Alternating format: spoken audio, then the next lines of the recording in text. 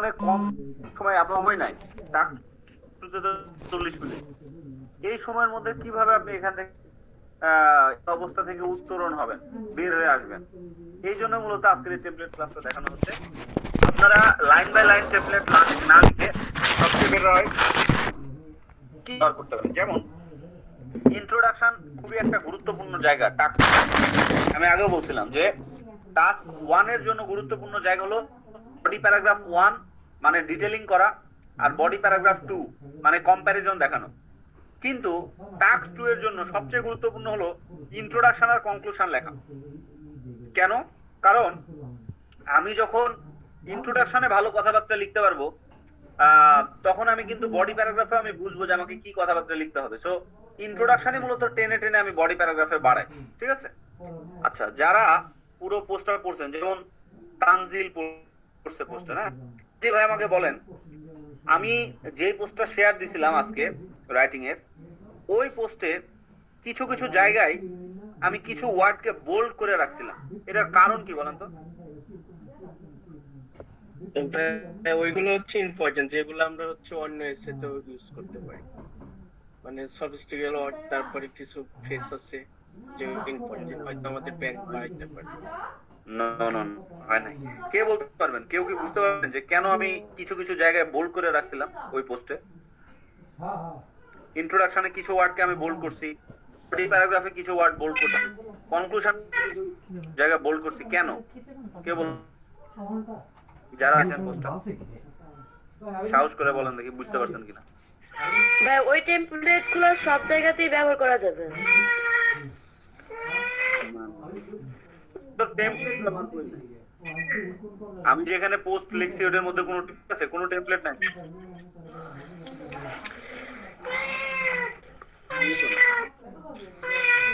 তাহলে দেখেন, আপনারা কিন্তু চাইলে ওখানে কমেন্টও করতে পারতেন যে এই জায়গাগুলো বেশি বোল্ড করার পিছনে কারণটা কি। কারণ ছাড়া তো আর ভাই বোল্ড করে না, নিশ্চয়ই এখানে কোনো একটা ঘটনা আছে। ভাই এক জায়গায় আমি একটু বলবো ভাই, আমার কাছে মনে হয়েছে যে অ্যাডভান্টেজের জায়গায় ওই জিনিসটা আসলে ওই অ্যাডভান্টেজ, আর ডিসঅ্যাডভান্টেজের জায়গায় ওইগুলোই ডিসঅ্যাডভান্টেজ। আর ওইখানে জাস্ট আমি এই মেইন এই বডি প্যারাগ্রাফে কি বলতে চাইছি মেইন টুকু ওইখানে। Exactly absolutely right. আসলেই তাই।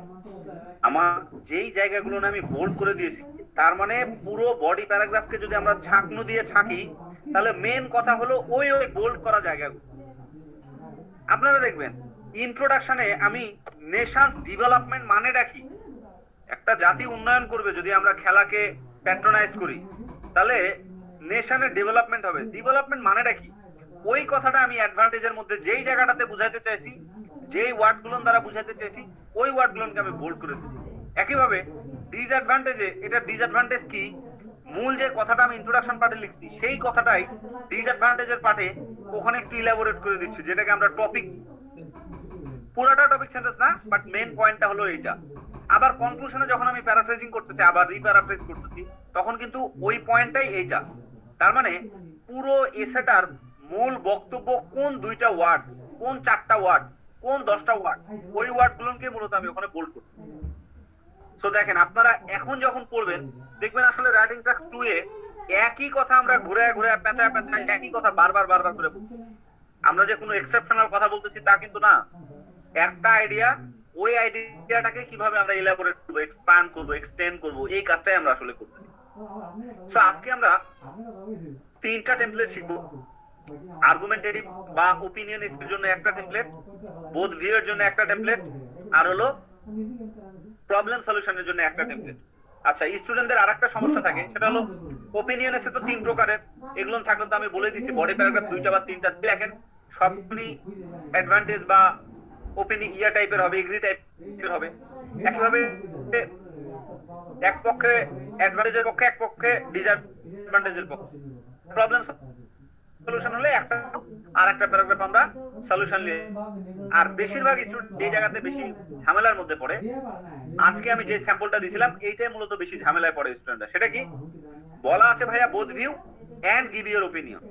আপনারা ওখানে গেলে দেখবেন যে আমি বোথ ভিউ এর জন্য 2টা ভিউ যেহেতু দেখাতে বলতেছে, এই কারণে আমি অ্যাডভান্টেজের জন্য একটা ভিউ দিছি, ডিসঅ্যাডভান্টেজের জন্য একটা ভিউ দিছি। এরপরে বলছে আপনার ওপিনিয়ন কি। So in my point of view অথবা ইন মাই পার্সপেক্টিভ, এটা নিয়ে আমি আরেকটা বডি প্যারাগ্রাফ দিচ্ছি, বডি প্যারাগ্রাফ 3। একইভাবে আপনারা যখন এভাবে করে প্রশ্ন পাবেন, যদি বোথ ভিউ এবং ওপিনিয়ন দেয়, তাহলে কিন্তু দুইটা লিখলে হবে না। বোথ ভিউ লিখলে অবশ্যই আপনাকে দুইটা বডি শুধুমাত্র এগ্রি ডিসএগ্রির জন্য লিখতে হবে, অ্যাডভান্টেজ ডিসঅ্যাডভান্টেজের জন্য লিখতে হবে। লেখার পর একটাতে আপনাকে ওপিনিয়ন দিতে হবে। তাহলে খুবই একটা পরিপূর্ণ, একটা কমপ্রিহেন্সিভ একটা এসে আপনি লিখতে পারবেন। এবং ওই এসেটা আপনারা পড়লে বুঝবেন ওটা মোটামুটি 8.5 এই লেভেলের একটা এসে। তাহলে আসেন আজকে আমরা প্রথম যে টেমপ্লেটটা শিখবো সেটা হলো ওপিনিয়ন বা আর্গুমেন্টেটিভ এসে। ওপিনিয়ন এসে কারা কারা? 3 প্রকারের ওপিনিয়ন এসে আছে। একটা হলো এগ্রি ডিসএগ্রি, একটা হলো অ্যাডভান্টেজ ডিসঅ্যাডভান্টেজ, আর একটা হলো পজিটিভ নেগেটিভ ডেভেলপমেন্ট। এখন দেখেন যে কথাটা সবচেয়ে গুরুত্বপূর্ণ সেটা হলো আমরা টেমপ্লেট মুখস্থই লিখবো, কিন্তু সব জায়গায় মুখস্থ লেখা যাবে না। কেন? কারণ আপনি যদি ছয়াকারে চা লয়াকার ক হন, তাহলে আপনি শিওর থাকেন এইটার উপরে যে ডিগ্রি দেয় না আমরা, টু দি পাওয়ার থাকে না, ছোটবেলা আমরা করছিলাম যে এ এর উপরে কি দিতাম স্কোয়ার, এর উপরে কি দিতাম কিউব, এ টু দি পাওয়ার 4 দিতাম। তাহলে এক্সামিনার হলো টু দি পাওয়ার n, মানে আপনার চাইতে n পরিমাণ চালাচ্ছে। n পরিমাণ মানে কি? যে কোনো সংখ্যা 100 হইতে হবে।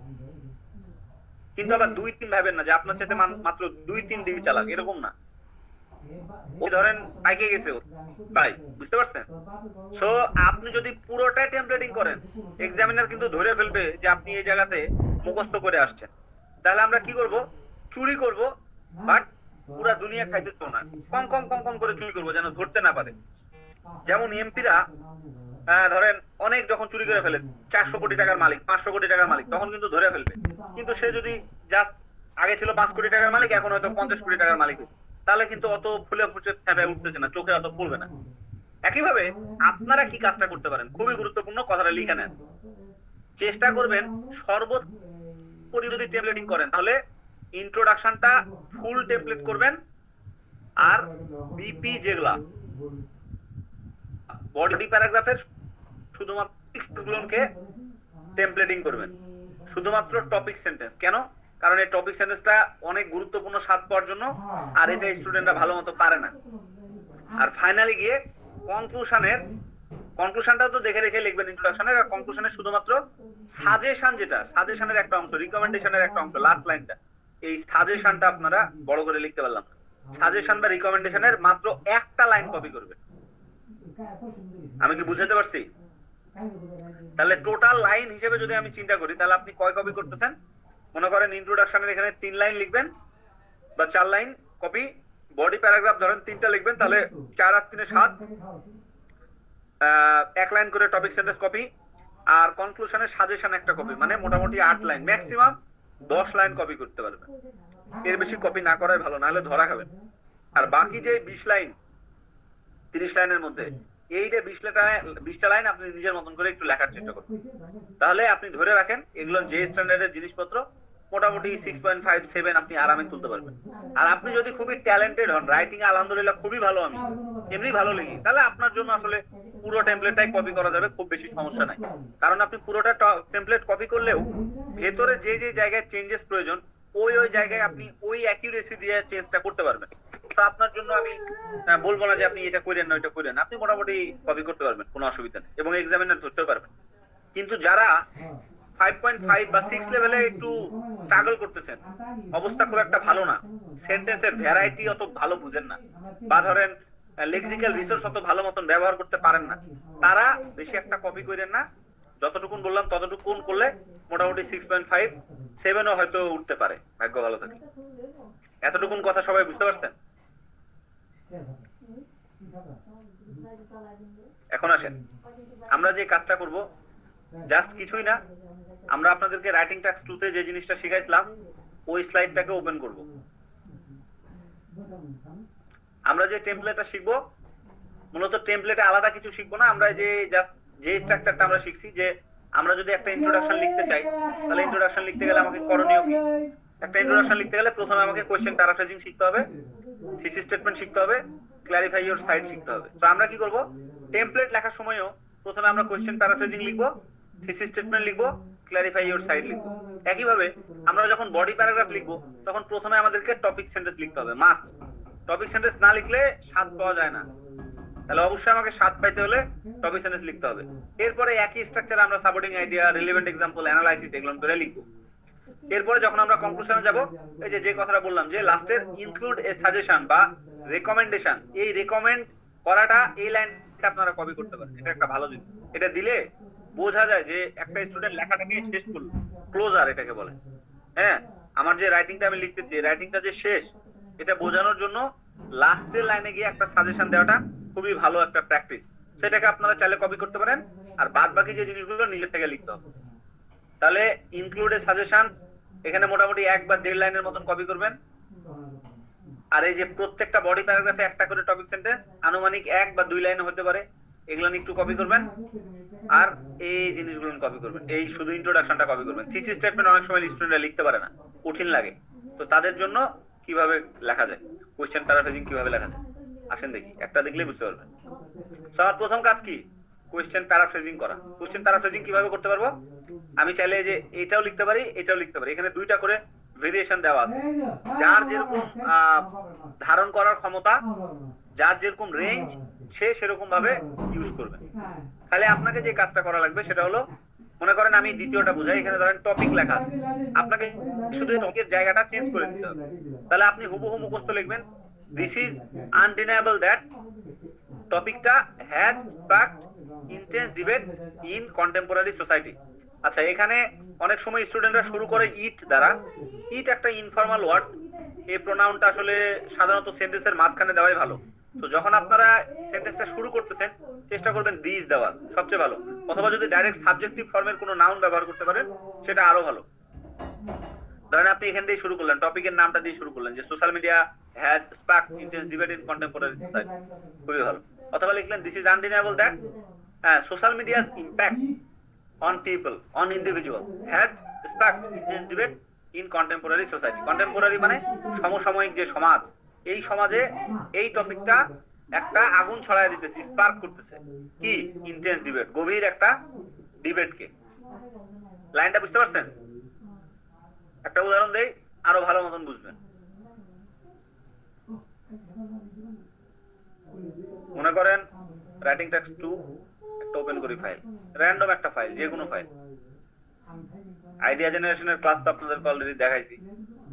ধরেন এটা ওপেন করার সাথে সাথে এই জিনিসটা চলে এলো। তো ধরেন আমি যদি 1 নাম্বারটাই ধরি, তো 75 নাম্বার যে প্রশ্নটা, খেয়াল করেন 75 নম্বরে কি বলতেছে। 75 নম্বরে প্রশ্নটাকে পড়ি, বলতেছে in some countries university student live away from home and in another city while studying. Do you think that advantages outweigh disadvantages, but disadvantages outweigh advantages of living another city? বলতেছে যখন আপনি ইউনিভার্সিটির স্টুডেন্ট, তখন এই যে আপনি দূরে থাকেন, হ্যাঁ, কোথা থেকে? বাড়ির থেকে, অথবা অ্যানাদার সিটিতে থাকেন, বাড়ির থেকে কখন? while studying, যখন আপনি পড়ালেখা করেন তখন আপনাকে বাড়ির থেকে দূরে থাকতে হয় বা অন্য শহরে থাকতে হয়। এই জিনিসটা কি সুবিধা বেশি না অসুবিধা বেশি? এই যে বলছে এই জিনিসটার অসুবিধা কি অ্যাডভান্টেজের চাইতে বেশি নাকি কম? তাহলে মেন কথাটা কি? মেন কথাটা হলো বাড়ির থেকে বাইরে থেকে পড়ালেখা করা, মানে বাড়ির বাইরে থেকে পড়ালেখা করা, অন্য সিটিতে থেকে পড়ালেখা করা বা দূরে থেকে পড়ালেখা করাটা, এটা কি ভালো কি খারাপ? এটাই হলো টপিক। তাহলে আমরা এই টপিকের জায়গায় কি লিখবো? তাহলে আমরা বলতে পারি দিস ইজ আনডিনায়েবল দ্যাট টপিকটা হলো studying outside of the home. বুঝতে পারছেন কথাটা? Studying outside of the home, বাড়ির বাইরের থেকে পড়াশোনা করা, অথবা staying outside while studying. Staying outside, বাইরে যখন আমরা স্টে করি, যখন আমরা পড়াশোনা করি, while studying has sparked intense debate in contemporary society. সবাই ক্লিয়ার? আপনাকে শুধু টপিকের জায়গাটা, প্রশ্নটাকে পড়ে মেন থিমটা কি বুঝে এই জায়গাটাতে লিখতে হবে। হয়ে গেল কোশ্চেন প্যারাফ্রেজিং এর 1 লাইন বা 2 লাইন। সবাই বুঝতে পারছেন?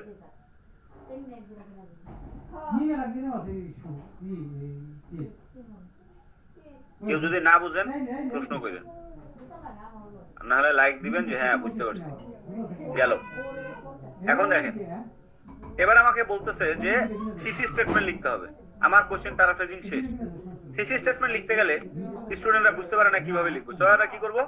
একদম মুখস্থ করে ফেলবেন যে while acknowledging, আমরা যদি বিবেচনা করি কিছু কাউন্টার আর্গুমেন্ট, হ্যাঁ, বিপক্ষ পয়েন্ট যদি কিছু আমরা বিবেচনা করি, তাহলে এই এসেটা লার্জলি কনকার মানে ডিবেট করা, আলোচনা করবে কি নিয়ে, উইথ দ্য নোশন, এই প্রশ্নটা নিয়ে কিসের কারণে, ফর সেভারাল কি রিজন, প্রধান কিছু পয়েন্টের কারণে, প্রধান কিছু রিজন কারণে।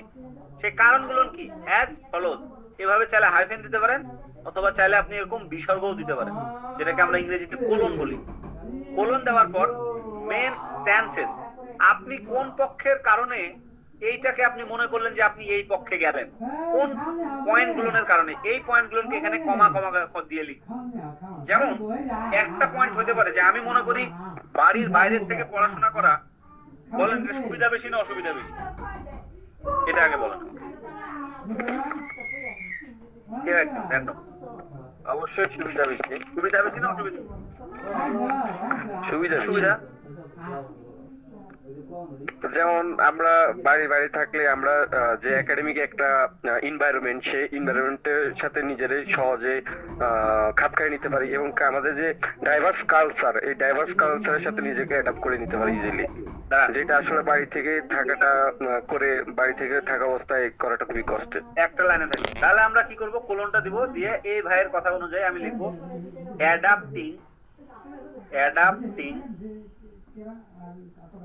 মাউস দিয়ে লিখতে অনেক কষ্ট হয় এই জায়গায়, বুঝছেন? অ্যাডাপ্টিং উইথ মাল্টিপল কালচার, অথবা অ্যাডাপ্টিং উইথ ডাইভার্স কালচার, হ্যাঁ, ডাইভার্সিটি, অ্যাডাপ্টিং উইথ ডাইভার্সিটি, এটা আমরা লিখতে পারি ডাইভার্সিটি। এটা হলো আমার 1 number point. DIVER varsity SITY, বুঝে নিয়ে এখানে কি লিখতেছি। 1 নাম্বার পয়েন্ট, কমা দিলাম। এটা তো একটা যে আমরা ডাইভার্সিটির সাথে অ্যাডাপ্ট করতে পারি, 1 নাম্বার কথা। আর কি উপকারিতা পাই?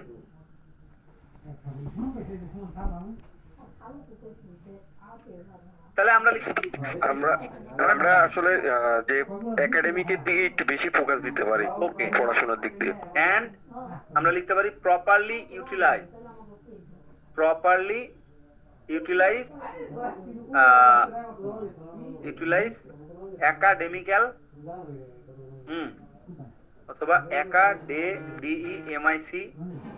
একাডেমিক, কি বলতে পারি, academic pace, academic pace, utilise academic performance, ভাই কোনটা? একাডেমিক পারফরম্যান্স, পেসই বললাম, পেস কোনো অসুবিধা নেই, এটা একটা ফর্মাল ওয়ার্ড। তাহলে আমরা বলতে পারি and utilising utilising academic pace. আরো আমি চাইলে আরেকটা পয়েন্ট লিখতে পারতাম, আমি যেহেতু বডি প্যারাগ্রাফ 2টা লিখবো, আমি আগে থেকে জানি, এত ঝামেলার মধ্যে আমার যাওয়ার দরকার নাই, জাস্ট মাঝখানে আমি এন্ড দিয়ে দেব। তাহলে একটা পয়েন্ট আমার কি, অ্যাডাপ্টিং উইথ ডাইভার্সিটি, এন্ড আরেকটা পয়েন্ট কি, ইউটিলাইজিং একাডেমিক পেস। এখানে অ্যাডাপ্টিং দিলাম না, TING, এই কারণে এখানে ইউটিলাইজের সাথে ING দিলাম। এই জিনিসটাকে বলে হলো প্যারালেলিজম। আগের দিন গ্রামার পার্টে আমি পড়াই আসছিলাম আপনাদের, যে যখন আমরা প্যারালেলিজম করব, মাঝখানে এন্ড ব্যবহার করব, অর ব্যবহার করব, আগে যে ফর্মে দিবেন পরেও সেই ফর্মে দিতে হবে। এখানে এক্স্যাক্টলি তাই করতেছি। এখানে আপনি দিলেন অ্যাডাপ্টিং, আর এখানে আবার দিবেন ইউটিলাইজড, তাহলে কিন্তু আবার হবে না। সো এই জিনিসটা এখন দেখেন, এইটা আসলে আমি বোঝানোর উদ্দেশ্য না, আমার মেন বোঝানোর উদ্দেশ্য হলো এখানে পুরো জিনিসটাকে আমি হুবহু কপি করে লিখবো, লেখার পর আমার যে মেন বক্তব্যটা, বক্তব্যের মেন পয়েন্ট লিখতে হবে। এখানে কিন্তু রচনা লিখলে হবে না, বড় করে লাইন লিখলে হবে না, মূল কথাটা 2 থেকে ম্যাক্সিমাম 3 ওয়ার্ডে লেখা, লিখে নেন। এটাকে বলে কোলোকেশন বলে এটাকে। সো আমার মেন পয়েন্ট গুলোকে থিসিস স্টেটমেন্টে অবশ্যই কোলোকেশন ওয়াইজ লিখতে হবে। এটার প্রমাণ আপনারা খুঁজে পাবেন আজকে যে রাইটিংটা আমি গ্রুপের মধ্যে দিয়ে রাখছি, পেজের মধ্যে, ওই জায়গায় পড়লেই বুঝতে পারবেন যে ভাই এটাকে থিসিস স্টেটমেন্ট বুঝাইতে চাইছি। আমি চাইলে ওটাকে কালারিং করে দিতে পারতাম, কিন্তু দেই নাই। এত রেডিমেড জিনিস তো আমি দিব না, খাইটা খা। যখন আপনি একটা জিনিস খাইটা খাবেন, তখন আপনি ভালো শিখতে পারবেন। যেমন একজন স্টুডেন্ট লিখেছে গ্রুপে, যেটা এখানে দিলে ভালো হতো, আমি লিংক দিয়েছি, তারপরে ওই জিনিস আমি এখানে কেন দিব? মানে স্টুডেন্ট কি এমন অবস্থায় চলে গেছে যে তাকে আমি একদম আর বাড়ি পৌঁছে পার্সেল করে দিতে হবে নাকি? আমার কথা আপনারা বুঝতেছেন? এত সোনায় সোহাগা হয়ে কখনো পড়ালেখা হয় না। আগে তো মায়ের ছিল, এখন তো মায়েরই নাই। আগে মায়ের ছিল বলে আগে পড়ালেখার গুরুত্ব ছিল, স্টুডেন্টরা জেনুইন জিনিসপত্র শিখতে পারছে। এখন তো মায়ের নাই, এই জন্য স্টুডেন্ট ভালো শিখে না, ভিতরে কোনো কোনো ডেপথ নাই। এখন স্টুডেন্টকে জিজ্ঞেস করে দেখবেন এ প্লাস পেয়েছে, এই যে আইএম জিপিএ 5 কোথা থেকে আসলো? এটা আসছে হলো এখনকার স্টুডেন্টের কোনো ডেপথ নাই, টেন্স জানে না, এ প্লাস পেয়ে গেছে কিন্তু জানে না সে এ প্লাস পেয়েছে ইংরেজি দেখে। তা আমি যে জায়গাটাতে নোট করতে যাচ্ছি সেটা হলো এই মেন স্ট্যান্সের জায়গায় বেশি কথা লেখা যাবে না, জাস্ট ছোট ছোট পয়েন্টে মেন বক্তব্যটা লিখতে হবে। যেমন নেশনস ডেভেলপমেন্ট, অথবা ধরেন আমাকে বললো যে মেয়েদের শিক্ষায় it is essential to prioritise investing in female education, do you agree or disagree? তাহলে মেয়েদের শিক্ষায় কেন ইনভেস্টমেন্ট বেশি দরকার? তাহলে আমি একটা পয়েন্ট হতে পারে উইমেন এম্পাওয়ারমেন্ট, ডাব্লিউ মানে উইমেন, ই মানে এম্পাওয়ারমেন্ট, পুরোটা লিখলাম, এই যে একসাথে লিখলাম দুইটা ওয়ার্ডের মধ্যে, মেন পয়েন্ট, কমা দেব। আর কি কারণে? ধরেন আমরা বললাম যে সোশিয়াল ডেভেলপমেন্ট, তাহলে এস মানে সোশিয়াল, ডি মানে ধরেন ডেভেলপমেন্ট, দুইটা পয়েন্ট। আপনি ধরেন 3টা বডি প্যারাগ্রাফ লিখবেন, তাহলে এখানে লিখবেন এন্ড, লাস্ট পয়েন্টের আগে লিখবেন এন্ড, দুইটা থাকলে লাস্ট পয়েন্টের আগে লিখবেন এন্ড। আর একটা কি পয়েন্টের কারণে? ধরেন আমি বললাম যে ফাইন্যান্সিয়াল ডেভেলপমেন্ট, তাহলে এফ মানে ফাইন্যান্সিয়াল আর ডি মানে ডেভেলপমেন্ট। আপনারা আবার এইভাবে এফডি করে লিখেন, এফ মানে ফাইন্যান্সিয়াল পুরাটা লিখতে হবে, ডি মানে ডেভেলপমেন্ট পুরাটা লিখতে হবে। আমার এখানে লেখার জায়গা নাই, আর এই মাউস দিয়ে তো লেখা যায় না, এই কারণে আমি এইভাবে করে লিখছি। আমার কথাটা কি বুঝতে পারছেন সবাই? Thesis statement. আচ্ছা, মাঝখানে একজন হ্যান্ড রেজ করছিলেন, কি প্রশ্ন আপনার ভাইয়া?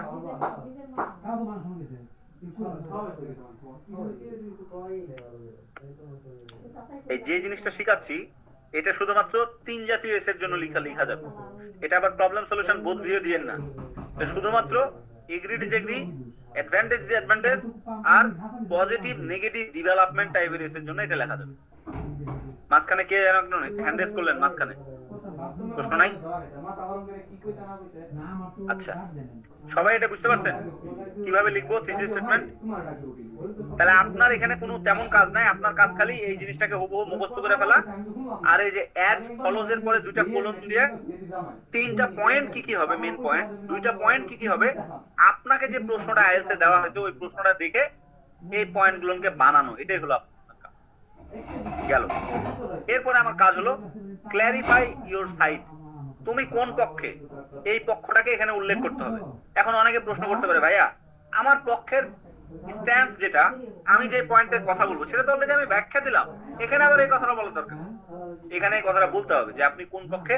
কবুল না বললে যেরকম 10 বছর ধরে গার্লফ্রেন্ড থাকলেও সেটা আপনার ওয়াইফ না, একইভাবে এখানে আপনাকে কবুল করতে হবে যে আমি আসলে কোন পক্ষে, স্পষ্ট করে বুঝাই দিতে হবে। কেন? যখন একজন এক্সামিনার লেখাটা পড়ে, একজন রিডার যখন লেখাটা পড়বে, আপনাকে ধরে নিতে হবে সে দিন দুনিয়ার কিছুই বুঝে না, ভাজা মাঠ কিভাবে উল্টা খেতে হয় জানে না। এই জন্য তাকে বলে দিতে হবে যে I agree with the given statement, অথবা অ্যাডভান্টেজের জন্য যে জিনিসটা লিখতে হয় বা পজিটিভ নেগেটিভ ডেভেলপমেন্টের জন্য যে জিনিসটা লিখতে হয়, কি লিখতে হয়? এই যে দেখেন এখানে লেখা আছে স্যাম্পলস আর প্রোভাইডেড থ্রু পিডিএফ ফাইল। আপনাদেরকে অলরেডি ক্ল্যারিফাই ইওর সাইডের জন্য একটা ব্যান্ড 8 লেভেলের পিডিএফ ফাইল দিছি, ওখানে আমি সুন্দর করে দেখাই দিছিলাম কোন সাইডে কি কি লিখতে হয়, কিভাবে লিখতে হয়। তো আপনারা ওই ফাইল দেখে দেখে এই অংশটাকে লিখবেন।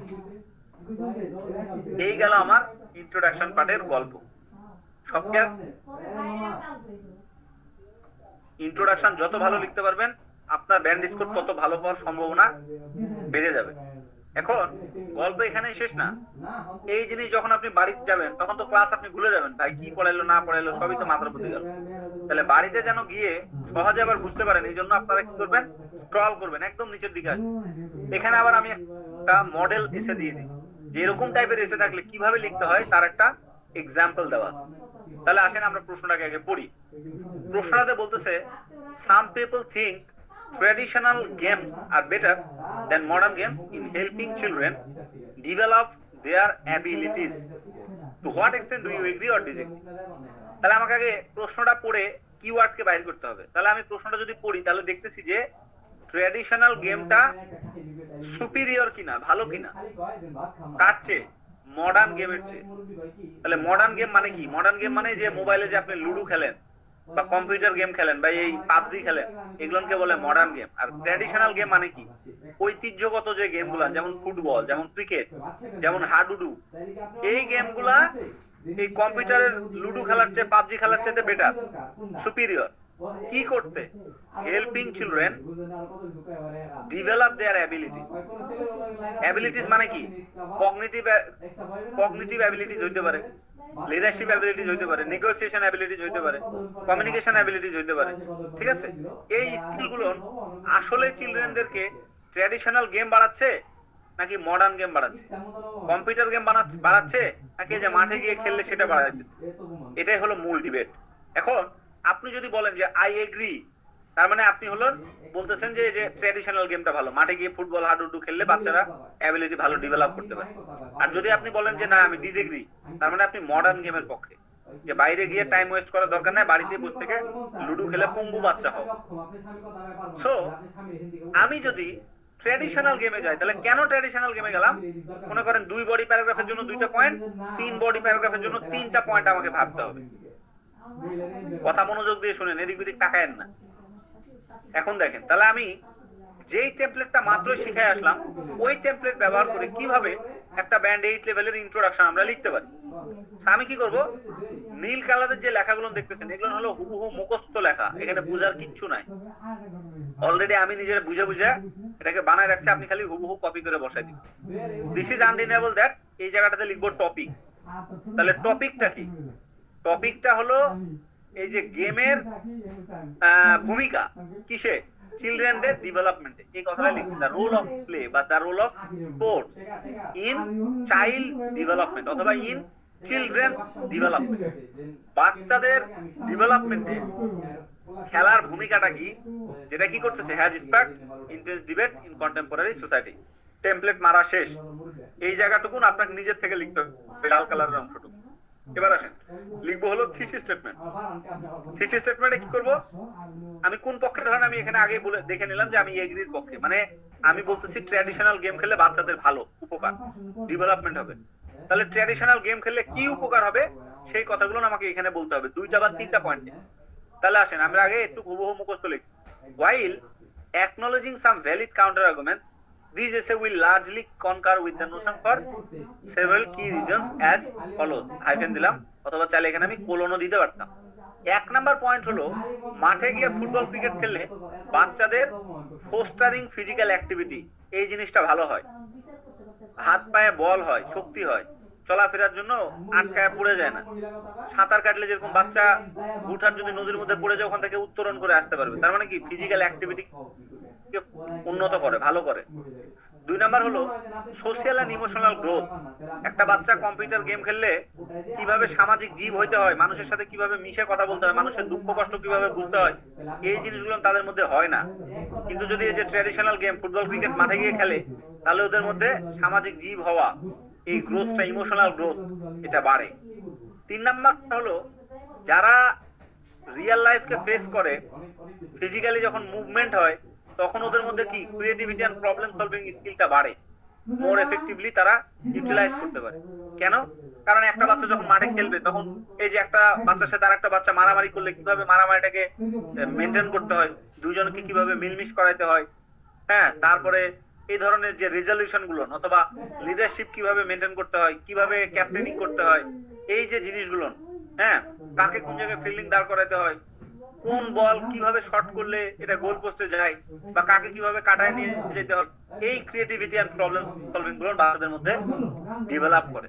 তো আমার এখানে মেইন পয়েন্ট এই যে 3টা, fostering physical activity, social and emotional growth, creativity and problem solving skill, এই 3টাই আমার মেইন পয়েন্ট। এগুলোর উপরে আমি বডি প্যারাগ্রাফ লিখব, এটা আমি থিসিস স্টেটমেন্টে দেখাইলাম। কথা শেষ। এরপর আমি লিখবো ক্ল্যারিফাই ইওর সাইড। তো ক্ল্যারিফাই ইওর সাইডে বোঝার কিছু নাই, জাস্ট খালি এগ্রি না ডিসএগ্রি অংশটুকু এখানে লিখে দিলেই বাকিটা পুরোটাই মুখস্থ। কে কে বুঝেন না এই এক্সাম্পলটা?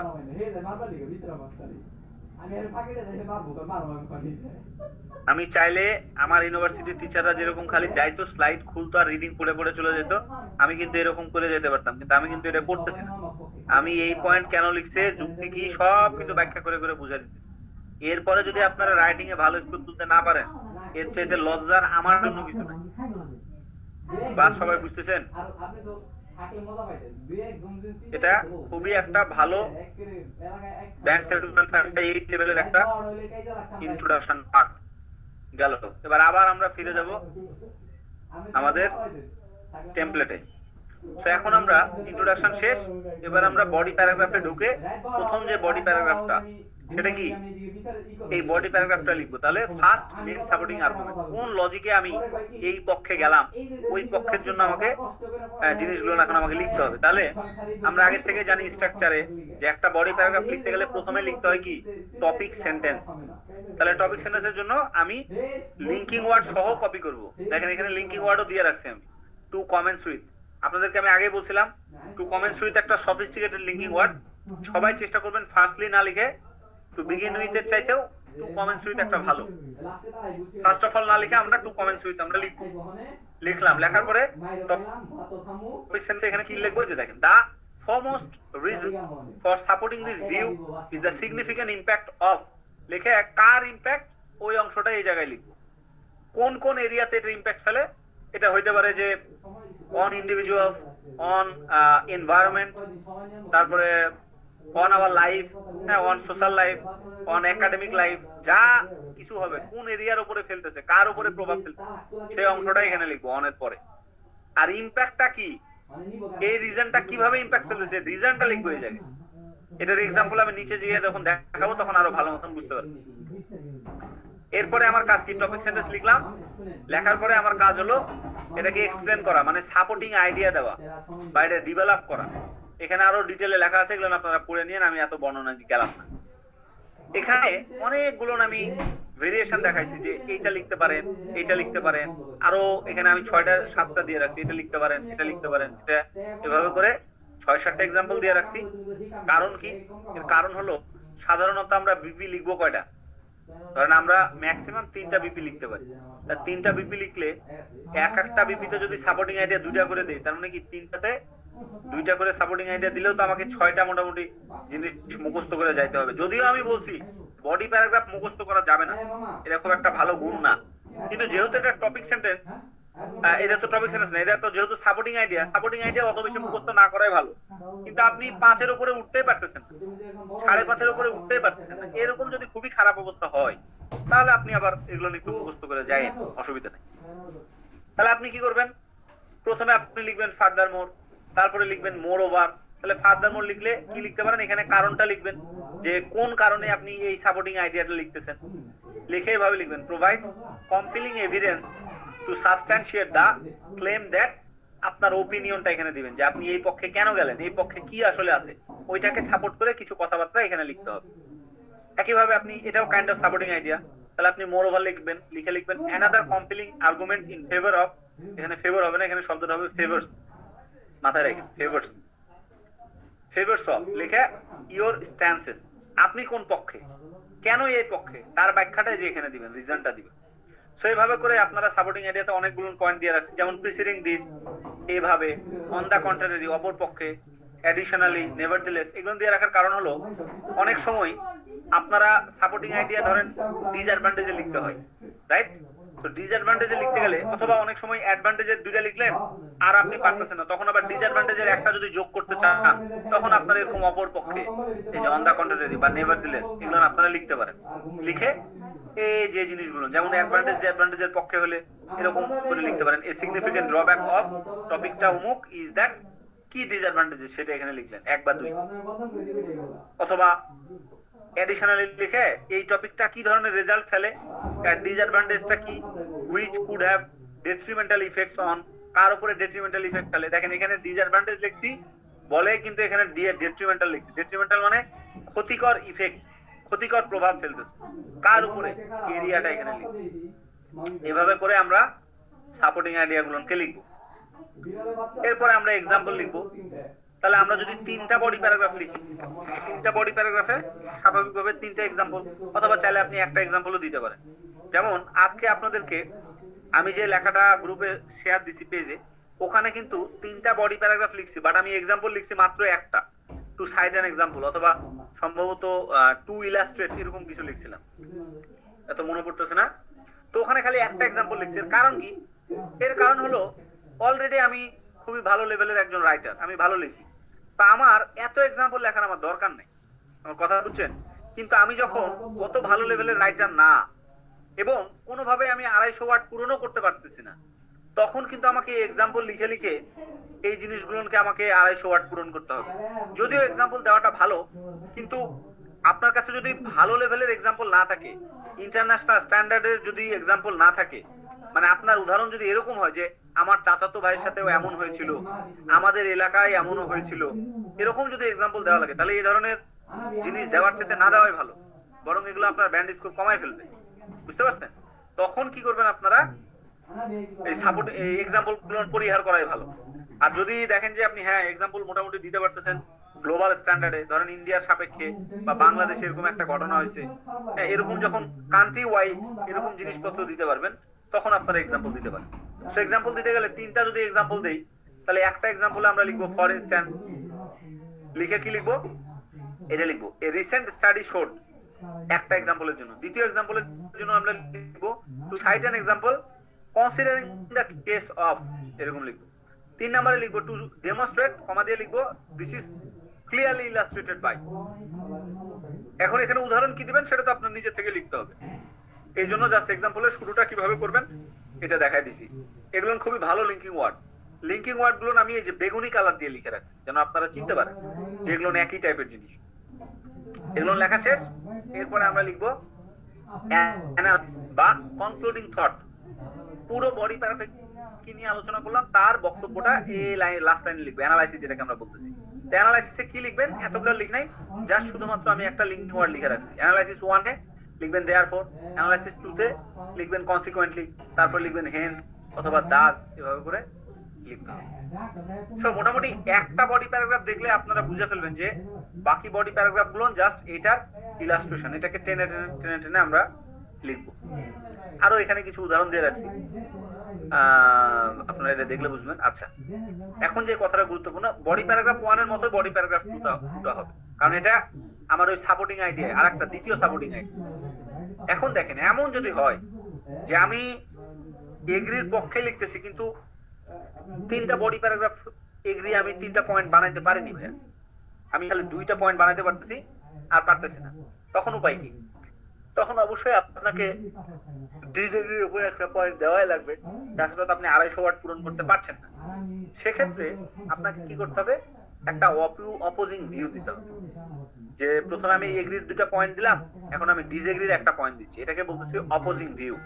সেরকম যদি অপোজিং ভিউ দিতে হয় তাহলে আমরা কিভাবে লিখব? তাহলে আপনারা এভাবে শুরু করতে পারেন যে while it is understandable that some people might argue that, এই যে opposing trend, opposing view point, opposing argument, এই জায়গাটা দিবেন। this perspective appears less convincing when examined closely। তারপরে আমরা এরকম দিতে পারি, অথবা এভাবে শুরু করতে পারি admittedly, এটার মানে কিন্তু অপর পক্ষ, on the contrary there are arguments to be made against my position particularly concerning, এই যে দেখেন আমার যে আর্গুমেন্ট গুলো আমি বলতেছি এর সাথেও আমার এগেইনস্টে কিছু আমার পজিশন আমি যাই, যেগুলোকে আমি নির্দিষ্টভাবে বলতে চাই যে এই স্পেসিফিক পয়েন্টটা, তখন আমি এই যে স্পেসিফিক পয়েন্ট অফ অপোজিশন, অন্য পক্ষে কেন আপনি মনে করেন, যেমন কম্পিউটার গেমটা কেন ভালো, এইটা কেন ভালো, এই বর্ণনাটা আমি এখানে নেহায়েতে যদি না পারেন তখন, তাহলে এখানে আবার সাপোর্টিং আইডিয়া দিতে হবে। তাহলে সাপোর্টিং আইডিয়া কিভাবে দিবে, যে হাউএভার দিয়ে দিতে পারি আমরা, হ্যাঁ এইভাবে করে লিখতে পারি। মোটামুটি এগুলো নিয়ে গেল। ফাইনালি গিয়ে আমরা কি করব, কনক্লুশনটা লিখবো। সো কনক্লুশন লিখতে গেলে তো একদমই সহজ। আমি কি করব, থিসিস স্টেটমেন্টে যা বলছিলাম, ইন্ট্রোডাকশনে যা বলছিলাম, ওই জিনিসটাকে আবার রিস্টেট করব, আবার বলবো। তাহলে আমরা শুরু করব কি দ্বারা, in conclusion having considered the various facet of this issue. আমরা যদি এই যে বিভিন্ন মুখিতা, বহুমুখিতা আছে না, এই ভেরিয়াস ফেসেট, এই ইস্যুটার বিভিন্ন ঝামেলা নিয়ে, পথ নিয়ে যদি আমরা, ফেস নিয়ে যদি, বহুরূপতা নিয়ে যদি আমরা আলোচনা করি, কনসিডার করি, তাহলে আমরা কি পাই, মাই কনভিকশন দ্যাট, এই যে আবার আমি থিসিস স্টেটমেন্ট গুলোকে এখানে বর্ণনা করলাম, করে এইটুকু লিখলাম। চাইতে এইটুকু লিখতে পারেন, অথবা ইজ দ্যাট এর পরে রিজিস্টার্ড থিসিস লিখে ফুল স্টপ দিয়ে দিতে পারেন, কোনো অসুবিধা নেই। বলা শেষ। এবার আমি চাইলে ডাইরেক্ট ফাইনাল থটস দিয়ে দিতে পারি, অথবা আপনি যদি দেখেন ওয়ার্ড কাউন্ট কম, তাহলে আপনি আরেকটু বাড়ায় বাড়ায় যে এখানে সামারাইজ, মেন সাপোর্টিং পয়েন্ট, আরো আপনি কিছু সাপোর্টিং আইডিয়াও এখানে দিতে পারেন। তবে এখানে সাপোর্ট আইডিয়া যেন বর্ণনা করছি তার বাইরের কোনো নতুন পয়েন্ট না হয়, কোনো কনক্লুশনে নতুন কোনো পয়েন্ট অ্যাড করা যাবে না, নতুন কোনো পয়েন্ট এখানে দেওয়া যাবে। তাহলে আমরা আরো সাপোর্ট এরিয়া দিতে চাইলে যেখানে this is primarily due to the complete regarding, এই যে প্রথম রিজনটা আবার হয়তো বললেন, আরে বাকি যে নীল কালার গুলো সেগুলো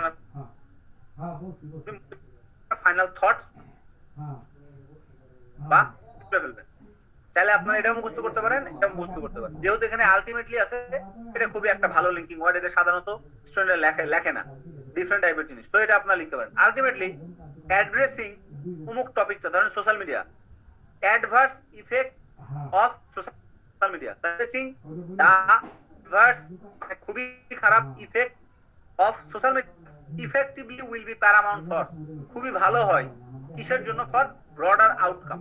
এই যে এখানে আউটকামটা লিখে দেবো, আউটপুটটা লিখে দেবো, অথবা চাইলে যে এই পয়েন্টটাও দিতে পারি, যেখানে এই টপিকটা বিভিন্ন ধরনের কমপ্লেক্সিটি আছে, কিন্তু তারপরেও এই জিনিসটার যদি আমরা একটা গ্রেটেস্ট পটেনশিয়াল, একটা সম্ভাবনা তৈরি করবে যদি আমরা এরকম ভাবে প্রয়োগ করতে পারি, তাহলে ডিজায়ার্ড আউটকামটা এটা। এভাবে করে যে কোনো একটা আপনারা এই কনক্লুশন পার্টে লিখে দিতে পারেন, কনক্লুশনের এই ফাইনাল থটস বা রিকমেন্ডেশন পার্টে। এখন আমি যা জিনিসপত্র বুঝালাম অনেকের মাথার উপর দিয়ে দিতে পারে, এটা যেন সহজভাবে বুঝতে পারেন তার জন্য আপনাদেরকে এই এক্সাম্পলটা এখানে দেওয়া হয়েছে। তাহলে এখানে আপনারা কি করবেন, ইন্ট্রোডাকশন তো বুঝাই দিছি, এখন দেখেন মেন কাহিনীটা কি। কাহিনীটা হলো এখানে আমি 3টা পয়েন্ট উল্লেখ করছি, একটা হলো physical activity, 2 number social and emotional growth, আর 3 নাম্বার হলো ক্রিয়েটিভিটি এন্ড প্রবলেম সলভিং। খেয়াল করেন, তাহলে আমার প্রথম বডি প্যারাগ্রাফটা মাস্ট হবে হলো ফিজিক্যালিটি নিয়ে, দ্বিতীয় বডি প্যারাগ্রাফ হবে ইমোশনাল এন্ড সোশ্যাল গ্রোথের উপর, আর 3 নাম্বার বডি প্যারাগ্রাফটা হবে ক্রিয়েটিভিটি এন্ড প্রবলেম সলভিং এর উপর। অনেকক্ষণ ধরে বকতেছি, আপনারা কি ক্লাসে আছেন? অনেকে আবার ঘুমায় যায়, বুঝতেছেন ক্লাস? দেখি কেমন বুঝতেন। এমনকি ভাবিটাও ঢিলা দিতেছে, আর আগে আমাদের এক গ্লাস পানি নিবে আমাদের নিয়ে খাইতে বলতো। আফরিন নাহিন, এটা কি আছেন আপনি? আফরিন নাহিন, ভাত কোন দিন খাবো মায়ে হের মধ্যে ওটাই মেলা দিন পর দেখলাম এই আইডি। মাঝখানে আপনি ক্লাস করেন না আমার? দেখে রাখেন আপনারা। আফরিন নাহিন, আল্লাহ ভাইরা দ্রুত রেসপন্স করতে হবে, হাত রেডি রাখতে হবে। একজনের পিছনে ডাকতে ডাকতে যদি রাত পার হয়ে যায় তাহলে কিন্তু ক্ষতিকর। ইমরান, জাহিদ, জিসান, মেহেদি, মিনাজ, মিজানুর রহমান, বললাম আজকে ক্লাস করেন, আজকে কেন জয়েন করছেন? এমনি একটা আইডিয়া নেওয়ার জন্য। আইডিয়া নেওয়া এটা তো পাপ, বিয়ের আগে গার্লফ্রেন্ডের সাথে দেখা তো পাপ। আপনার জন্য না, আপনি কেন জয়েন করছেন এই ক্লাসে? আমি তো জন্য না, আগেই বলে দিছি, যারা মাত্র 1টা 2টা ক্লাস করছেন তারা এটা জয়েন করেন না। এই লোভ যখন আপনি পাবেন তখন তো আপনি রাইটিংই শিখবেন না, আপনি তো খালি মুখস্থ চালাতে যাবেন, তা আপনার উপকার হবে? সরি ভাইয়া। সাচ্চু ভাই, কি অবস্থা আপনার? মেলা দিন পর আপনাকে দেখলাম, ক্লাস বুঝতেছেন? সাচ্চু সাই, সাদিকা জাহান, সুকেশ দেবনা, তাহিয়া মানসুর, মানজুরা। এই সুকেশ, কি অবস্থা আপনার? সুকেশ, ক্লাস বুঝতেছেন?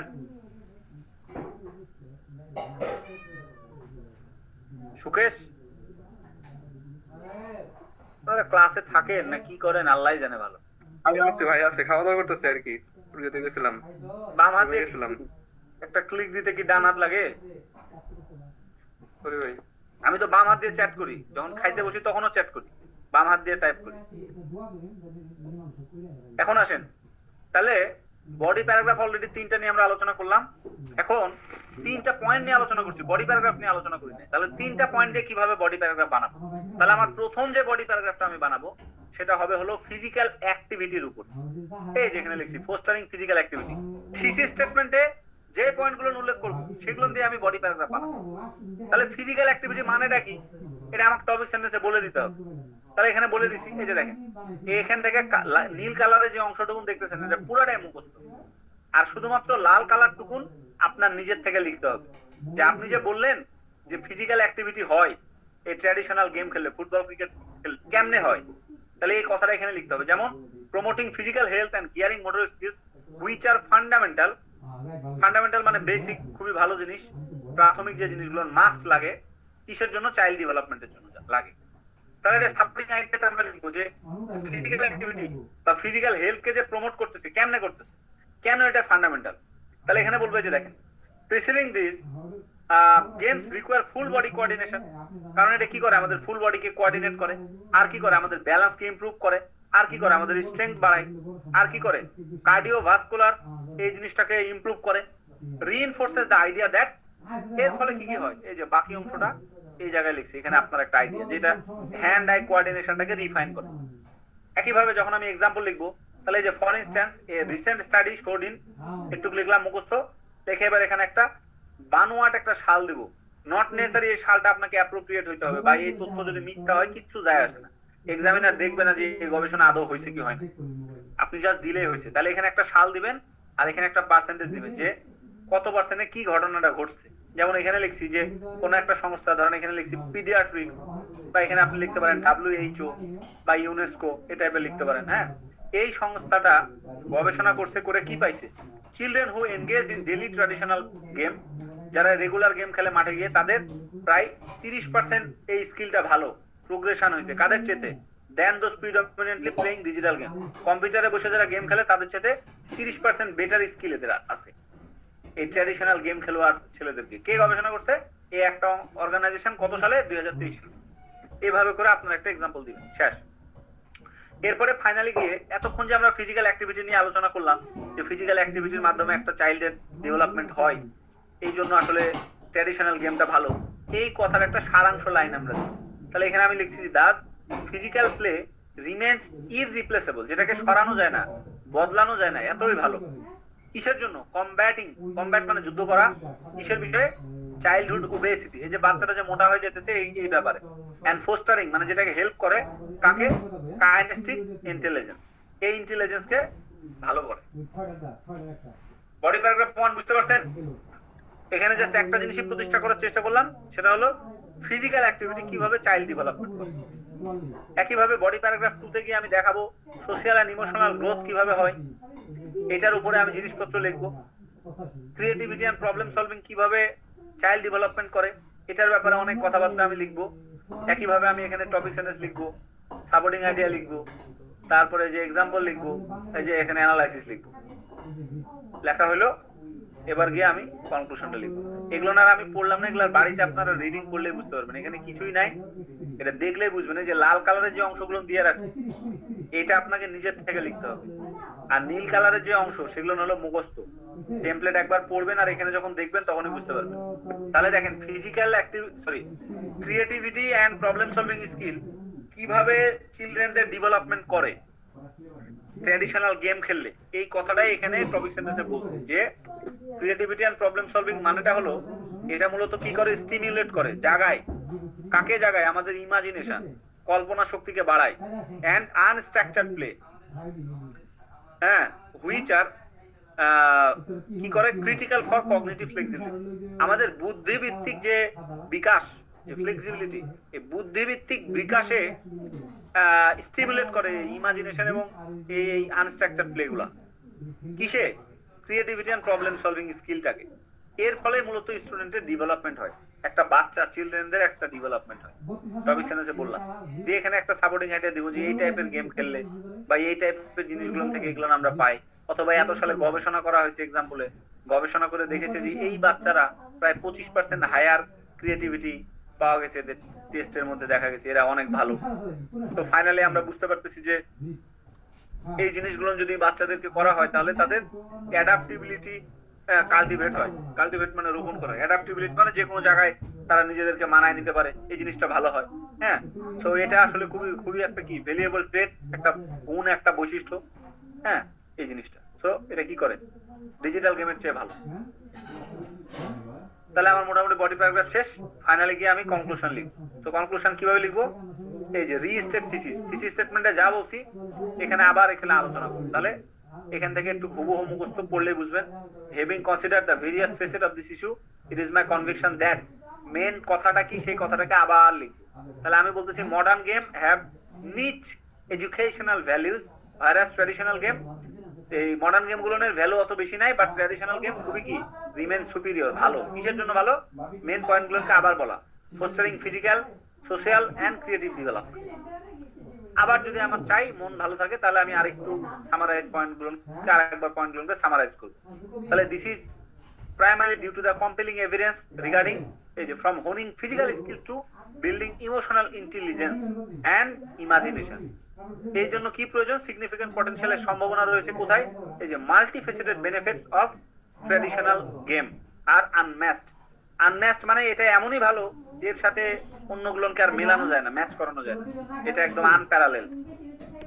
এরপরে আমরা একটা ফাইনাল থটস দিব। ফাইনাল থটসে কি? Ultimately while acknowledging the complexity surrounding complexity আছে যে ট্র্যাডিশনাল গেম খেললে চিলড্রেনদের ডেভেলপমেন্টে, বাট তারপরেও এটা ইফেক্টিভলি উইল বি প্যারামাউন্ট যদি আমরা রেইজিং ওয়েল রাউন্ডেড ইন্ডিভিজুয়াল, আমরা যদি একটা পরিপূর্ণ চারিদিক থেকে মানে পরিপূর্ণ একজন ইন্ডিভিজুয়াল তৈরি করতে চাই, ওয়েল রাউন্ডেড মানে সব দিকে মোড়ায়ানো, সব দিক দিয়ে একদম পরিপূর্ণ, এরকম যদি করতে চাই তাহলে এই যে আমাদের প্যারেন্টস এবং এডুকেটর যারা শিক্ষাবিদ যারা শিক্ষাবিদদের উচিত কি? Prioritize tactile interactive play while selectively integrating technology, ensuring children reap the rewards for both worlds without sacrificing foundational growth।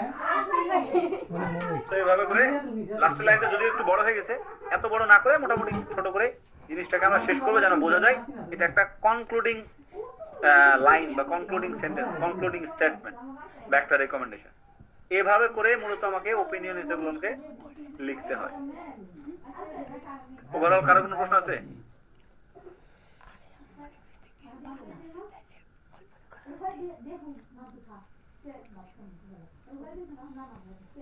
নাই। কারো প্রশ্ন থাকলে নির্দ্বিধায় জিজ্ঞেস করতে পারেন। 31 তারিখে কারো এক্সাম আছে নাকি এই মাসের? নাই। ওকে, এখন আসেন আমরা বোধহয় একটু পরে শিখবো। এর আগে আমরা শিখবো প্রবলেম সলিউশন, খুবই একটা গুরুত্বপূর্ণ জিনিস। এখন তো প্রবলেম সলিউশন প্রায়ই আসে এক্সাম। আচ্ছা, বোধ ভিউ দেয় মূলত কেন? বোধ ভিউ দিলে একটা স্টুডেন্ট আসলে কি জানে আর কি জানে না, এটা দুইটা জিনিসই জানা ফেলার জন্য মূলত বোধ ভিউ প্রশ্নগুলো থাকে। কিন্তু আপনারা জেনে রাখেন, একটা ওপিনিয়ন এসে লেখার চাইতে একটা বোধ ভিউ এসে লেখা অনেক সহজ। বোধ ভিউ এসে মানে কিন্তু দুই পক্ষ লেখা, তখন আপনার জন্য কোনো একটা বিষয়ে আলোচনা করাটা সহজ হয়ে যায়, কারণ আপনার দুইটা পার্সপেক্টিভে আপনি পয়েন্ট লিখতে পারেন। কিন্তু যখন ওপিনিয়ন এসে থাকে, ওপিনিয়ন এসে কিন্তু তুলনামূলক কঠিন। স্টুডেন্ট তো মনে করে এগ্রি ডিসএগ্রি মানে অনেক সহজ, অ্যাডভান্টেজ ডিসঅ্যাডভান্টেজ মানে অনেক সহজ। কিন্তু আপনি একটা জিনিস খেয়াল করেন, এগ্রি ডিসএগ্রি মানে কিন্তু তিনটা পয়েন্ট আপনাকে নিজে ভাবতে হবে। এখন পরীক্ষার রুমে ওই ইনস্ট্যান্ট টাইমে তিনটা পয়েন্ট ভাবাটা কিন্তু একটু তুলনামূলক কঠিন। এর চাইতে দুইটা করে পয়েন্ট ভাবা কিন্তু সহজ। তার মানে কি, আপনাদের যদি বোধ ভিউ আসে আর গিভ ইউর ওপিনিয়ন থাকে, তাহলে শোনায় সোহাগা, আপনি বেঁচে গেলেন। খুবই সহজ প্রশ্ন। আর একটা সহজ প্রশ্ন হলো প্রবলেম সলিউশন। এটা আবার আরো একটা সহজ। কেন? এর কারণ হলো, দেখেন, প্রবলেম নিয়ে একটা প্যারাগ্রাফ লিখবেন, সলিউশন নিয়ে একটা প্যারাগ্রাফ লিখবেন, তাহলে কি এই জিনিসটাও কিন্তু দুই ভাগে ভাগ হয়ে গেল। তাহলে আপনি হয়তো দুইটা প্রবলেম লিখলেন, দুইটা হয়তো সলিউশন লিখলেন, সহজ। অথবা ধরেন একটা প্রবলেম লিখলেন, দুইটা প্রবলেম লিখলেন, আর একটা সলিউশনকে, দুইটা প্রবলেমকে কিভাবে সলভ করা যায় একটা সলিউশন লিখলেন, সেটাও কিন্তু আপনারা পারবেন, কোনো অসুবিধা নেই। বুঝতেছেন ক্লাস? আজকের ক্লাসে স্টুডেন্ট এখন আসছেন হলো 24 জন জয়েন দেখাচ্ছে। 24 জন জয়েন মানে আমার দুইটা আইডি যদি বাদ দেই, তাহলে এখান থেকে একটা আইডি থাকে, তাহলে মোটামুটি আজকে 23 জন স্টুডেন্ট আছেন এই ক্লাসে। এখন 23 জন। আপনারা আমাদের পেজটা একটু কাউকে রিকমেন্ড করেন না, যে কেউ বন্ধু বান্ধব বা ছোট ভাই ব্রাদার কেউ যদি একটু পড়তে ধরতে চায়? এত তো পচা না আমাদের পড়া, অনেক পচা। একটু রেকমেন্ড করেন, বুঝছেন? এখন দেখেন, আমরা প্রবলেম সলিউশন এসে যদি থাকে, কিভাবে খুবই একটা আউটস্ট্যান্ডিং টেমপ্লেট ব্যবহার করে এই জিনিসটাকে আমরা লিখতে পারি। এই টেমপ্লেট গুলো কিন্তু কোনো কপি পেস্ট না, এবং এটা কোনো পেজের সাথে মিলবে না, ঠিক আছে? সো আপনারা এটা চোখ বন্ধ করে যে যে জায়গায় আপনার প্রয়োজন সেই সেই জায়গায় আপনি মুখস্থ করে ফেলবেন। কারোর সাথে এটা মিলবে না, আপনি শিওর থাকেন, এটা আমি নিজে বানাইছি। তাহলে আমরা শুরু করতে পারি এভাবে, দা এসকেলেটিং সিভিয়ারিটি অফ। এসকেলেট করা মানে উপরের দিকে ওঠা, সিভিয়ারিটি মানে প্রাচুর্য, অনেক বেশি। এই প্রবলেমটা কেন এসকেলেট করতেছে, কেন ইনক্রিজ করতেছে, বাড়তেছে কেন? এর ফলে যেটা কি করতেছে, হ্যাঁ কেউ কিছু বলবেন নাকি? ভাই এটা কোন অর্থে ব্যবহার করবো? যেমন আগেরটা হয়েছে যে অ্যাডভান্টেজ ডিসঅ্যাডভান্টেজ পজিটিভ নেগেটিভের জন্য, এটা কোন অর্থে আমরা ইউজ করবো? এখানে কি লেখা আছে? আপনার কি আজকে দ্বিতীয় ক্লাস? না, বুঝতে পারছি বুঝতে পারছি। কত নম্বর ক্লাস এটা? ভাই আমি এর আগে ক্লাস করছি আপনার দুইটা করছি, দুইটা না তিনটা করছি। একটা একটু বাড়াইয়া বললেন নাকি? না না, একটা ভাই প্রথম একটা করছি ওই যে যে কি যে টপিক সেন্টেন্স। মানে হলো আপনি, আপনার প্রশ্নের মানে হলো আপনি একটা নভিস, বিগিনার। এই প্রশ্ন দেখে আমি বুঝতে পারতেছি আপনি বিগিনার। হ্যাঁ ভাই, কারণ এখানে যে প্রবলেম সলিউশন লেখায় আছে স্পষ্ট করে, এটা এক্ষুনি আমি ব্যাখ্যা করে আসলাম, এটা দেখেই বোঝা যাচ্ছে এটা কার জন্য। তার মানে আপনি এই জিনিস দেখেন নাই আগে, এই জন্য আমি বলেছিলাম এগুলো দেখেন না, আপনারা তো কথা শুনেন না। ক্লাসকে আমি দিব না বলছিলাম, আপনি তো এমনি ক্লাস পাবেন, টাকা দিয়েছেন ক্লাস পাবেন, এরপরে আবার 2 বার 3 বার করে ক্লাস পাবেন যদি লাগে। তাহলে দেখেন আমরা এখানে কি লিখবো, জাস্ট প্রশ্নটাকে, কি প্রশ্ন আমাকে দিছে সেই প্রশ্নের অংশটা এখানে লিখবো। সমস্যা, has posed a critical challenge to, কার জন্য সমস্যা? এটা হতে পারে সোসাইটি, এনভায়রনমেন্ট, ফিজিক্যাল হেলথ, যাই হোক এখানে যে কোনো একটা লিখে দিলাম। লেখার পরে এটা লিখবো, ডিমান্ডিং ইমিডিয়েট গ্লোবাল অ্যাটেনশন, বৈশ্বিক দৃষ্টি প্রয়োজন, সচেতনতা প্রয়োজন, এদিকে তাকাও, এটা আমি চাইতেছি। তাহলে এখানে শুধু জাস্ট মেন প্রশ্নটাকে কি লিখবো, লিখে দেবো এখানে, এটাই হলো প্যারাফ্রেজ। তাহলে মেন প্রশ্ন কি হইতে পারে? ধরেন আমরা কিছুদিন আগে যে থিসিস স্টেটমেন্ট যখন শিখছিলাম, তখন আমি বলেছিলাম যে এই যে মানুষের যে ওজন বেড়ে যাচ্ছে, ওভারওয়েট হয়ে যেতেছে, হ্যাঁ, এটার কারণটা কি? তাহলে ওই প্রশ্নটা কি ছিল? তাহলে আমরা বলতে পারি যে the rising rates of obesity. তাহলে এখানে লিখতাম the escalating severity of rising rates of obesity, অথবা ওবেসিটি রেট, কিছু লিখলাম না, খালি লিখবো ওবেসিটি রেট বা overweight. Escalating severity of obesity rates has posed, খেয়াল করছেন? তাহলে মেন প্রশ্ন আমি না লিখে জাস্ট খালি দুইটা ওয়ার্ড দ্বারাও কিন্তু মেন প্রশ্নটাকে আমি হাইলাইট করতে পারতেছি। সো প্যারাফ্রেজিং মানে হলো প্রশ্নে আপনার কাছে কি চাওয়া হয়েছে ওই কথাটাকে এখানে আরেকবার বলা, রিভাইজ দেওয়া। তাহলে এটা ব্যবহার করে আমরা করতে পারি। অনেকে চাইলে এটাও করতে পারেন, এটা একটু টাফ হইতে পারে, যদি মনে করেন যে পারবো তাহলে এটা আপনারা ব্যবহার করতে পারেন, কোনো অসুবিধা নেই। দুইটা করে আমি এখানে ভেরিয়েশন দিয়ে রাখছি, অল্টারনেটিভ দিয়ে রাখছি, গেল। এরপরে আমার কাজ হলো থিসিস স্টেটমেন্ট লেখা। তো থিসিস স্টেটমেন্ট এইভাবে শুরু করতে পারি, দিস এসে উইল ডেলিনিয়েট, বর্ণনা করবে the primary drivers of, the primary factors of, এই সমস্যাটা কেন ঘটতেছে, তার পেছনের চালককে, হ্যাঁ ফ্যাক্টরসকে, তাদেরকে এখানে ব্যাখ্যা করবে। নোটাবলি, প্রধানত কোন কোন সমস্যা, তাহলে প্রবলেম গুলো কি কি, মূল সমস্যা এখানে দেবো 1, 2, 3। যেমন মানুষ কেন মোটা হইতেছে, নোটাবলি 1 নাম্বার সমস্যা হলো ল্যাক অফ ফিজিক্যাল অ্যাক্টিভিটি, ধরেন 2 নাম্বার পয়েন্ট কি ছিল, যে ফুড হ্যাবিটস বা আর কি ছিল, ওই তো কনজিউমিং ফুড বা এরকম টাইপের। এন্ড 3 নাম্বার পয়েন্টটা কি ছিল, ধরেন হরমোনাল ইমব্যালেন্স। তাহলে সমস্যা আমার লেখা শেষ। 2টা লিখবো যথেষ্ট, 3টা না রাখলে ভালো। বেশি লিখতে গেলে, বেশি লেখার তো এত টাইম নেই আমার, বেশি লিখবো, ভাবতে হবে, একবার ঝামেলা, বডি প্যারাগ্রাফ আবার ওকে দেখাইতে হবে, ওটা আবার আরেক ঝামেলা। তাহলে এখানে 2টা প্রবলেম লিখলেই হবে। বিফোর প্রপোজিং, সমাধান এখানে লিখবো। একটা সমাধান কি হতে পারে, দ্য ডিসিমিনেশন অফ এডুকেশন, শিক্ষা যদি আমরা স্প্রেড আউট করতে পারি, ছড়াইতে পারি। আর একটা পয়েন্ট কি, 2 নাম্বার পয়েন্ট হতে পারে যে রেইজিং কনসিয়াসনেস, অ্যাওয়ারনেস ক্যাম্পেইন, মানুষের মধ্যে সচেতনতা বাড়াইতে পারি। এন্ড 3 নাম্বার পয়েন্ট যা হবে তাই, as viable and effective remedies.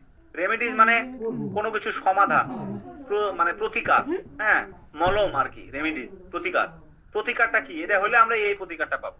এভাবে করে এটা ব্যবহার করে আমরা থিসিস স্টেটমেন্ট লিখতে পারি। অথবা চাইলে আপনি এটাও লিখতে পারেন, চাইলে আপনি এটাও লিখতে পারেন। সকল জিনিস এখানে 3টা ভেরিয়েশন দিয়ে রাখছি, যেটা আপনার কাছে সহজ মনে হবে সেটা আপনি এখানে দিবেন। যেমন এই যে এখানে মূল সমস্যা, মানে এখানে একটা প্রবলেমটা কি 3টা প্রবলেম এখানে লিখবো। সমাধান কি কি, এই যে এখানে লিখবো, এখানে লিখবো, এখানে লিখবো। এভাবে করে ইন্ট্রোডাকশন পার্টটা আমি লিখে ফেললাম। আচ্ছা, মোদ্দা কথা হলো, আচ্ছা আর একটা গুরুত্বপূর্ণ কথা, প্রবলেম সলিউশনে কিন্তু ক্ল্যারিফাই ইওর সাইড লাগে না, কারণ এখানে আপনাকে প্রবলেম কি আর সলিউশন কি সেটা বাইর করতে বলছে, আপনি কোন পক্ষে সেটা কিন্তু বলে নাই। এই জন্য এখানে কোনো ক্ল্যারিফাই ইওর সাইডই আমরা দিব না problem solution, just question paraphrase আর থিসিস দিলেই হয়ে গেল। এটা আগে পুরো বুঝাই দেবো, তারপরে আমরা এক্সাম্পলে যাব। এরপরে আমি কি করব, তাহলে আমার প্রথম বডি প্যারাগ্রাফটা আমরা প্রবলেম 1 নিয়ে লিখবো। এখানে যদি আমি প্রবলেম 1 লিখছি, কিন্তু আপনারা সবচেয়ে ভালো রেকমেন্ডেশন হলো বডি প্যারাগ্রাফ আমরা লিখবোই দুইটা, একটা বডি প্যারাগ্রাফে সবগুলো প্রবলেম লিখবো, আর একটা বডি প্যারাগ্রাফে সবগুলো সলিউশন লিখবো। আর যদি দেখেন সবগুলো প্রবলেম একটা বডি প্যারাগ্রাফ, সবগুলো সলিউশন একটা বডি প্যারাগ্রাফে লিখে 250 ওয়ার্ড পরিপূর্ণ হইতেছে না, তখন আমার উপায় কি? তখন দুইটা প্রবলেম দুইটা বডি প্যারাগ্রাফে লিখবো, আর বাকি সলিউশন গুলো একটা বডি প্যারাগ্রাফে, অথবা দুইটা প্রবলেম দুইটা বডি প্যারাগ্রাফে লিখবো, দুইটা সলিউশন দুইটা বডি প্যারাগ্রাফে লিখবো, আর উপরে ইন্ট্রোডাকশন নিচে কনক্লুশন। ক্লিয়ার? আপনি যে লেভেলের স্টুডেন্ট ওইভাবে করে আপনি লিখবেন। তাহলে দেখেন টপিক সেন্টেন্স কিভাবে লিখতে পারি। ফার্স্ট, অ্যামাং দা কন্ট্রিবিউটরস টু, এই যে এই সমস্যাটা যে হইতেছে, টু ওবেসিটি রেটস, এই ওবেসিটি হওয়ার জন্য কন্ট্রিবিউটরস কারা? তাহলে ইজ অমুক, এর নামটা আমরা লিখলাম, হুইচ সিগনিফিকেন্টলি পারপেচুয়েটস মানে কোনো কিছুকে বাড়ায় দেয় বা প্রভাবক হিসেবে কাজ করে, কারা? এই যে কি প্রভাব দেয়, নেতিবাচক প্রভাবটা কি সেটা লিখবো। উইদিন কোথায়? সোসাইটি, হ্যাঁ উইদিন আমাদের কোন কোন ক্ষেত্রে কোন পার্সপেক্টিভে এটা ঝামেলা করে, এনভায়রনমেন্টে, ওগুলো জিনিস এখানে লিখবো। এরপর আমরা সাপোর্টিং আইডিয়া লিখবো, বাই কি ঘটনার মাধ্যমে এই জিনিসটা এক্সাসারবেট হইতেছে। এক্সাসারবেট খুবই একটা ভালো একাডেমিক ওয়ার্ড। এক্সাসারবেট মানে কোনো কিছু দ্রুততার সাথে নিচের দিকে নেমে যাওয়া, ডেটারেট হওয়া, মানে খারাপের দিকে যাওয়া, এটাকে বলে এক্সাসারবেট। ভালো একটা ওয়ার্ড। সমস্যাটাকে আরো খারাপের দিকে নিয়ে যেতেছে, কোন সমস্যাটাকে তাকে লিখবো। লিডিং টু কোন দিকে নিয়ে যেতেছে, যে নির্দিষ্ট পরিণতি, কোন খারাপ দিকে নিয়ে যেতেছে তাকে লিখবো। And creating a ripple factors across কোন কোন ক্ষেত্রে সেটা লিখবো। খুবই একটা ভালো এটা টেমপ্লেট। এরপর আমরা এক্সাম্পল লিখবো। এক্সাম্পল কিভাবে লিখবো, এই যে দেখেন একদম হুবহু মুখস্থ বোঝানোর কিছু নয়, জাস্ট খালি এখানে দেশের নাম লিখবো। A striking illustration of this is evident in Switzerland, where কত percent, 28% of populations were adversely affected due to, কিসের কারণে ডিউ হইতেছে, direct impact on কোন দিকের কারণে, নির্দিষ্ট দিকটা এখানে লিখবো গেল। অথবা আমরা লিখতে পারি, for instance a 2023 report by WHO revealed that নির্দিষ্ট একটা 40% of for population কি করতেছে, as a direct consequences of এই ঘটনাটার একটা ডিরেক্ট ফল বহন করতেছে। এভাবে করে আমরা এক্সাম্পল লিখতে পারি যে কোনো একটা। এরপর আমরা অ্যানালাইসিস লিখব। দিস আন্ডারস্কোরস হাউ এই প্রবলেমটা নট অনলি ইন্টেন্সিফাই মানে গভীরতর খালি করতেছে না, বরং বাট অলসো ক্রিটিক্যালি হিন্ডার্স বাধা দিতেছে কাকে, এই যে সামাজিক বা সরকারি যে ইফোর্টস গুলোকে টু অ্যাচিভ, আমরা এই লক্ষ্য যে অ্যাচিভ করতে চাই এই লক্ষ্যটাকেও কি করতেছে, বাধা প্রদান করতেছে, হিন্ডারিং করতেছে, ক্রিটিক্যালি হিন্ডার করতেছে। এর ফলে Das compounding the overall challenges, আমরা এই যে একটা ওভারঅল চ্যালেঞ্জের মুখোমুখি হইতেছি। খুবই একটা আউটস্ট্যান্ডিং লেভেলের অ্যানালাইসিসের মুখস্থ। যদি পারেন এটাকে আপনারা চাইলে বডি প্যারাগ্রাফও লিখতে পারেন যে কোনো জায়গায়, এই যে অ্যানালাইসিসও লিখতে পারেন, সাপোর্টিং আইডিয়া তো লিখতে পারেন। এরপরে আমরা বডি প্যারাগ্রাফ 2 প্রবলেম নিয়ে যদি লিখি তাহলে লিখতে পারি কম্পাউন্ডিং দিস ইস্যু। কম্পাউন্ডিং মানে কি, একসাথে 2-3টা যুক্ত হওয়া, প্রবলেমটাকে আরো কি করতেছে, কম্পাউন্ড করতেছে, যুক্ত করতেছে এই ঝামেলাগুলো, এই ইস্যুটাকে আরো বাড়ায় দিতেছে। তাহলে ঝামেলাটা কি, এই যে কারণটা 2, হুইচ ফার্দার অ্যাম্পলিফাই মানে কি, বাড়ায় দেওয়া, প্রবর্ধন করা, অ্যাম্পলিফিকেশন। অ্যাম্পলিফাই শব্দটা কিভাবে মনে রাখবেন, আমরা যেমন ছোটবেলায় অ্যাম্পলিফায়ারে গান শুনতাম না, বলতাম এই অ্যাম্পলিফায়ারের সাউন্ডটা একটু বাড়ায় দিত। অ্যাম্পলিফায়ার মানে কি, ভলিউমটা যেটা বাড়ায় দেয় সেটাকে বলে অ্যাম্পলিফায়ার। এটা হলো এই যে অ্যাম্পলিফায়ারের, এটা হলো ভার্ব অ্যাম্পলিফাইজ।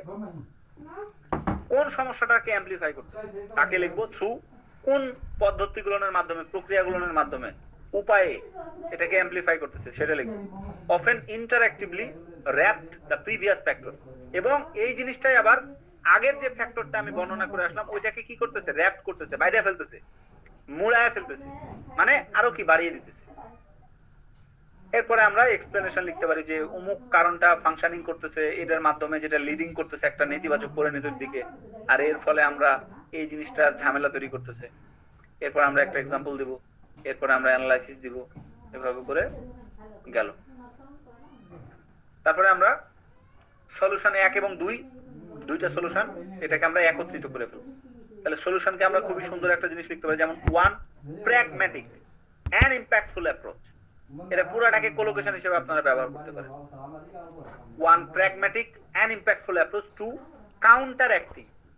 এই সমস্যাটাকে যদি আমরা কমাইতে চাই তাহলে সবচেয়ে ইম্প্যাক্টফুল এবং প্র্যাগম্যাটিক অ্যাপ্রোচটা কি? এই যে সমাধান 1 which specifically targets, কাদেরকে টার্গেট করে, কোন জিনিসগুলোকে কমায়, কোন ধাপে এটা প্রভাব ফেলে, ওদেরকে লিখবো আইডেন্টিফাইড আর্লিয়ার। অথবা চাইলে আমরা আরেকটা টপিক সেন্টেন্স ধরেন, আরেকটা যদি বডি প্যারাগ্রাফ লিখতাম তাহলে এখানে এটা লিখতে পারতাম, to achieve truly systematic and sustainable change. এই সমাধানটা must be implemented in addressing এই সমস্যাটা। এই সমস্যার জন্য আমাদের এই সমাধানটা মাস্ট বি অ্যাড্রেস, ইমপ্লিমেন্ট করা উচিত, প্রয়োগ করা উচিত। আচ্ছা, এটা যে একটা মাল একটা, এটা যে একটা মাল জিনিস, এটা কি আপনারা বুঝতে পারতেছেন?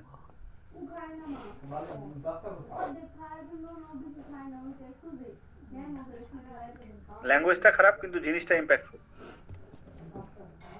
ইমপ্লিমেন্টেশন এন্ড এক্সাম্পল, শেষে গিয়ে আমরা এরকম এক্সাম্পল দিতে পারি যে বিয়ন্ড রিজলভিং, যে এই সমস্যাটাকে যদি আমরা রিজলভ করতে পারি তাহলে this measures would of yield substantial. বহুত কথাবার্তা এখানে লেখা আছে, কঠিন, যদি পারেন এগুলো একটু দেখে নিয়ে এগুলোর বর্ণনা নিচে গিয়ে সুন্দর করে দিয়ে দেবেন। এরপরে অ্যানালাইসিস তো দিবেন, এরপরে উপসংহারটা আসেন, একটু উপসংহারটা নিয়ে একটু আলোচনা করব। উপরে বলেছিলাম দা এক্সপ্রেসিং কি যেন লিখেছিলাম অফ, আর এখানে ওই একই জিনিসটাই এসকেলেটিং ক্রাইসিস অফ লিখছি। প্রাইমারিলি স্টিমস, মূলত ঘনীভূত করে কাদেরকে, ক্রিটিক্যাল একটা ইস্যুস তৈরি করে। কারণ হলো 1, কারণ হলো 2। ওই যে কি কারণ ছিল, ল্যাক অফ ফিজিক্যাল অ্যাক্টিভিটি, আর কি ওই যে ইমব্যালেন্স, হরমোনাল ইমব্যালেন্স, ওইটাকে আবার এখানে দুইবার লিখবো, দুইটা পয়েন্টকে আবার একটু প্যারাফ্রেজিং করে লিখবো, লেখার পরে এবার লিখবো হাউএভার দ্য কনসার্টেড ইমপ্লিমেন্টেশন। আমরা যদি সম্মিলিত ভাবে এটাকে ইমপ্লিমেন্ট করতে পারি, প্রয়োগ করতে পারি, কাকে, এই দুইটা সমাধানকে, তাহলে আমরা কি পাবো? Offers a actionable and potent pathway. Potent মানে যোগ্য, একটা ভালো প্যাথওয়ে পাবো, একটা উপায় পাবো। কিসের জন্য? টু কম্প্রিহেন্সিভ মিটিগেশন, এই ঝামেলাটাকে কমানোর জন্য, মিটিগেট করার জন্য। এটা দিলে খুবই একটা ভালো জিনিস দিলেন। এরপরে যদি আপনি আরো লিখতে চান, এই যে শেষে গিয়ে একটা ফাইনাল থটস বা কল টু অ্যাকশন আমরা দিতে পারি। আগে আমি শিখেছিলাম কনক্লুশন কিভাবে লিখতে হয়, তাহলে ফাইনাল থটস বা সাজেশন বা কল টু অ্যাকশন দিতে হয়। তাহলে আপনি চাইলে এটাও লিখতে পারেন, এটাও লিখতে পারেন, এটাই ভালো। Only through sustained international collaboration, হ্যাঁ, আন্তর্জাতিকভাবে যদি আমরা কোলাবোরেশন করি, একটা দেশ আর একটা দেশের সাথে যুক্ত হই, তাহলে কি হবে? Rigorous policy enforcement and proactive community engagement can we avert the catastrophic trajectory of সমস্যা, thus securing a truly sustainable and equitable future for all। এই লেখাটা দুনিয়ার সকল প্রবলেম সলিউশনের জন্য মুখস্থ করে লিখে ফেলবেন, মুখস্থ করে ফেলবেন, যে কোনো লেখার সাথে এটা যাবে, একদম চোখ বন্ধ করে যাবে, খালি জাস্ট এই সমস্যার জায়গাটা শেষ করে ফেলবেন।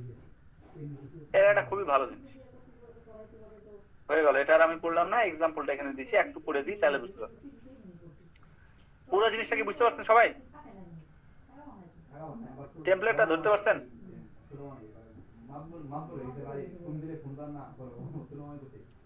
তাহিয়া আপা বুঝতে পারতেছেন? আচ্ছা, আনিকা আপুর সম্ভবত মা অসুস্থ না? আনিকা আপা আছেন আপনি ক্লাসে?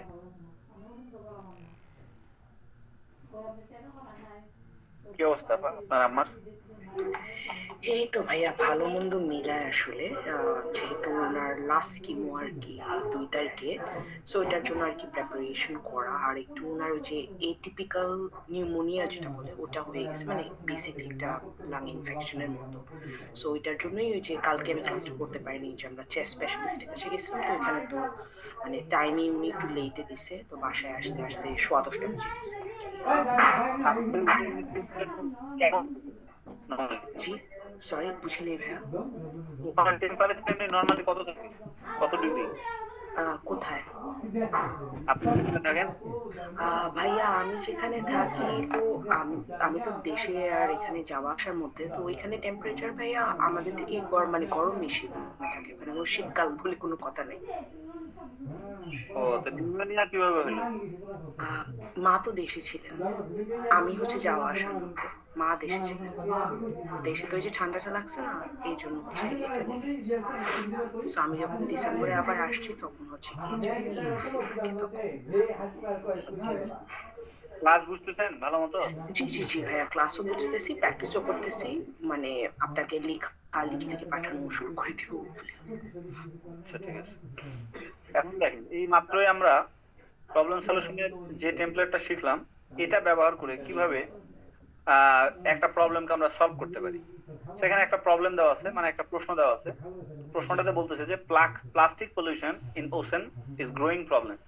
এখন আমরা এই যে নদীর মধ্যে, সমুদ্রের মধ্যে যে প্লাস্টিক গুলো ফেলে দেই, এটার ফলে যে পলিউশনটা হয়, এটা একটা বড় ধরনের একটা ঝামেলা তৈরি করতেছে। এই ঝামেলাটার রুট কজটা কি, কি কারণে আসলে এই ঝামেলাটা হইতেছে, প্লাস্টিক পলিউশনটা হয় কেন, আর এইটা করার মানে এখান থেকে বের হওয়ার জন্য মেজাজটা কি, সলিউশনটা কি, কিভাবে আমরা এটাকে অ্যাড্রেস করতে পারি, সলভ করতে পারি, এটা নিয়ে মূলত এই প্যারাগ্রাফটা। তো স্বাভাবিকভাবে আপনারা যখন এই প্রশ্নটা দেখলেন তখনই বুঝতেছেন যে আসলে এই যে সমুদ্রটা যে নষ্ট হইতেছে, পলিউট হইতেছে, কি কারণে হইতেছে, প্লাস্টিক ফেলার কারণে। প্লাস্টিক পলিউশনটা হয় কেন, তাহলে আমরা লিখতে পারি যে দ্য এসকেলেটিং সিভিয়ারিটি অফ, এখান থেকে শুরু করতে পারি, অথবা এখানে লিখতে পারি ইন রিসেন্ট ডিকেটস। পারতপক্ষে আপনার এরকম রিসেন্ট ডিকেটস এইসব টাইপের জিনিসপত্র, ইন রিসেন্ট ডেজ, এইসব জিনিস প্রথমে না লেখাই ভালো। এগুলো একটু বোঝা যায় যে এটা মুখস্থ করে আসছে। এবং ম্যাক্সিমাম স্টুডেন্টরা এগুলো লেখে। তো আপনারা ডাইরেক্ট নাউন দিয়ে শুরু করবেন, দা এসকেলেটিং সিভিয়ারিটি অফ প্লাস্টিক পলিউশন। খুবই একটা ভালো নাউন ফ্রেজ এটা, ঠিক আছে?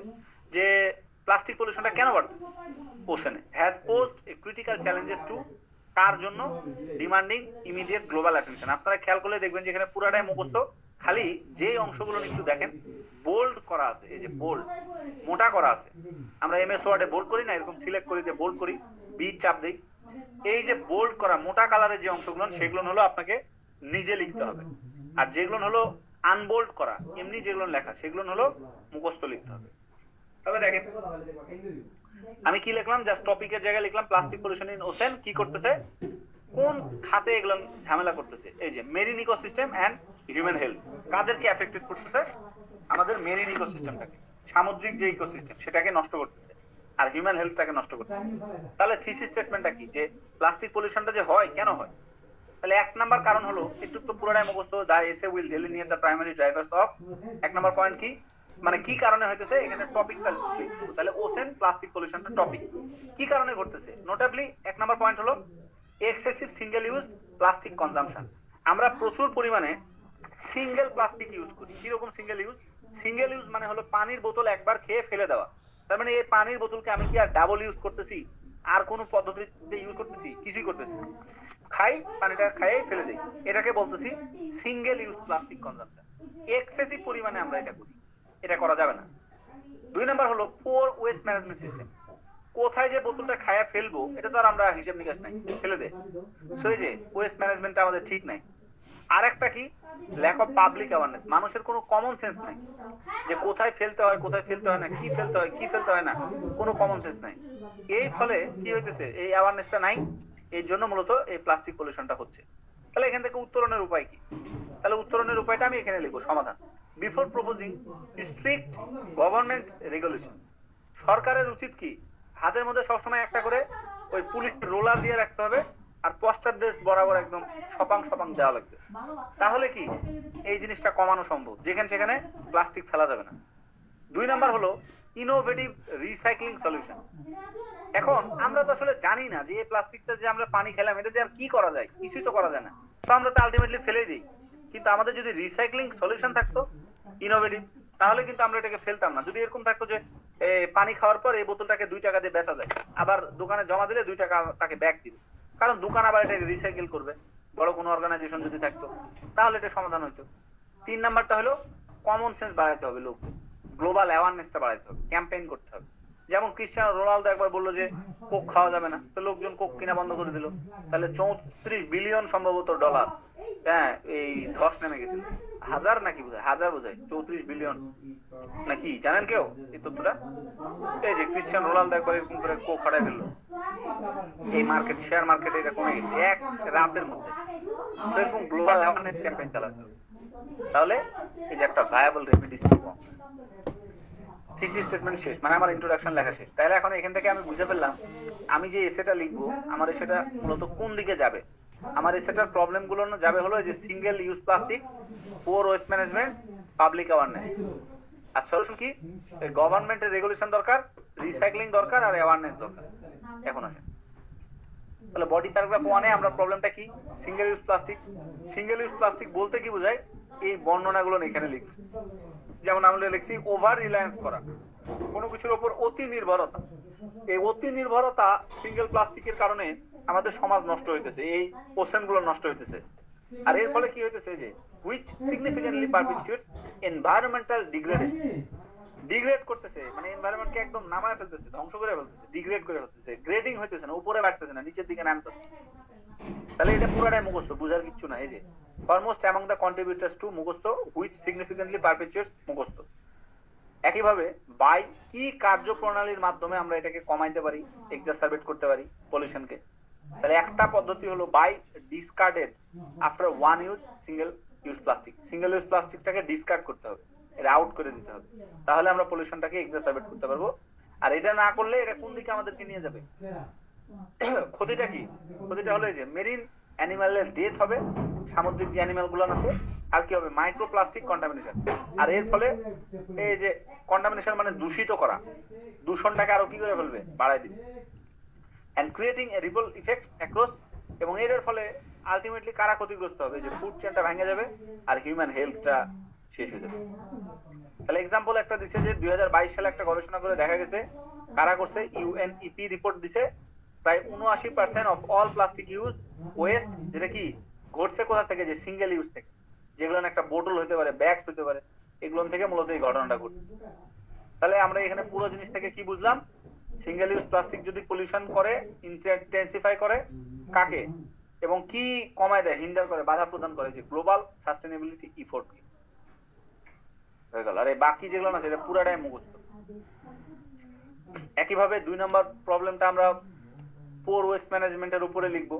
তাহলে এখানে কিভাবে পোর ওয়েস্ট ম্যানেজমেন্টটা এই প্রবলেমটাকে বাড়াচ্ছে সেটা লিখছি। যেমন এখানে লিখছি ইনএডিকুয়েট ওয়েস্ট ডিসপোজাল ইনফ্রাস্ট্রাকচার, কিভাবে ডিসপোজাল দিব, হ্যাঁ জমাবো, এর পর্যাপ্ত পরিমাণ ওয়েস্ট ম্যানেজমেন্ট নাই। আর এর ফলে প্লাস্টিক গুলো লিকেজ হইতেছে কোথায়? ওশেনে। আর কি হইতেছে? এই যে রিসাইকেলের ফ্যাসিলিটিটা নাই, ল্যাক অফ, আর ইমপ্রপার ল্যান্ডফিল ম্যানেজমেন্ট। এর ফলে কি হইতেছে? Waste being waste into rivers and seas, এই যে সমুদ্র আর নদীর মধ্যে এটা ধুয়ে যাইতেছে। উদাহরণ হিসেবে এখানে একটা উদাহরণ বলছি। তাহলে ফাইনালি এটার ফলে কি হইতেছে? এই ধরনের জিনিসের ফলে একটা ডায়ার আউটকাম, খুবই একটা বাজে আউটকামের দিকে নিয়ে যেতেছে। কার? মেরিন বায়োডাইভার্সিটি, মানে যে সামুদ্রিক যে জীব বৈচিত্র্য, এটাকে একদম ধ্বংস করে ফেলতেছে। এই যে ট্রিগার করতেছে কাকে? Long term ecological collapse. Ultimately একটা দিন এমন আসবে, একটা সময় এমন আসবে যে ইকোলজিক্যাল যে ব্যালেন্সটা এটা আর থাকবে না, কলাপস করবে, ভেঙে যাবে, যতক্ষণ পর্যন্ত না আমরা এটাকে কমায় নিয়ে আসবো, মিটিগেট করবো। তাহলে সলিউশন কি? আমাদের সরকারকে আগে আসতে হবে, রেগুলেশন করতে হবে। সরকারের রেগুলেশন মানে কি? এই যে এনফোর্সিং স্ট্রিক্ট ব্যান করে ফেলতে হবে, সিঙ্গেল ইউজ প্লাস্টিক ব্যান করে ফেলতে হবে। এটাই মূলত কি? The root cause of pollution. তাহলে কিভাবে করব? আমাদেরকে ট্যাক্স ইম্পোজ করতে হবে, বেশি বেশি ট্যাক্স বাড়াই দিতে হবে। কার উপরে?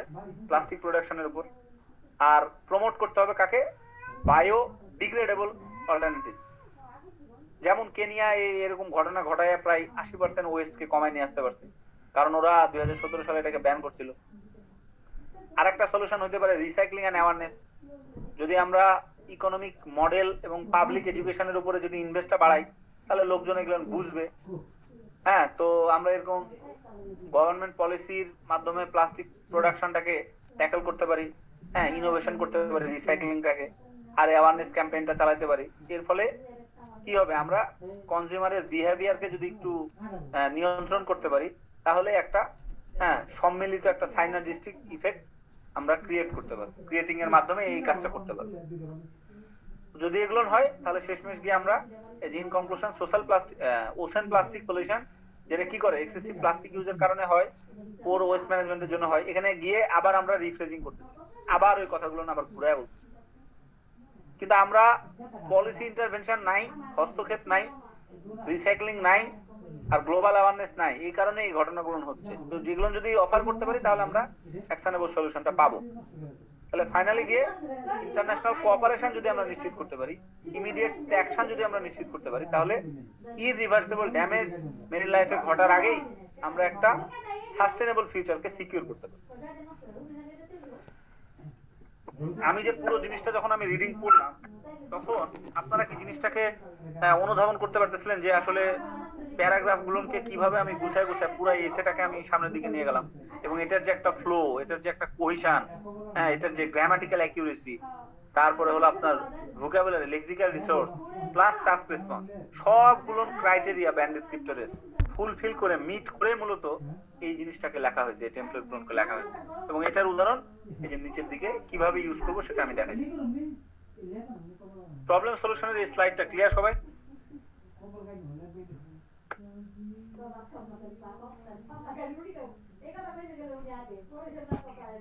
কারো কোনো ওভারঅল প্রশ্ন আছে? জি ভাইয়া, আমার একটা কোশ্চেন ছিল। জি আপু।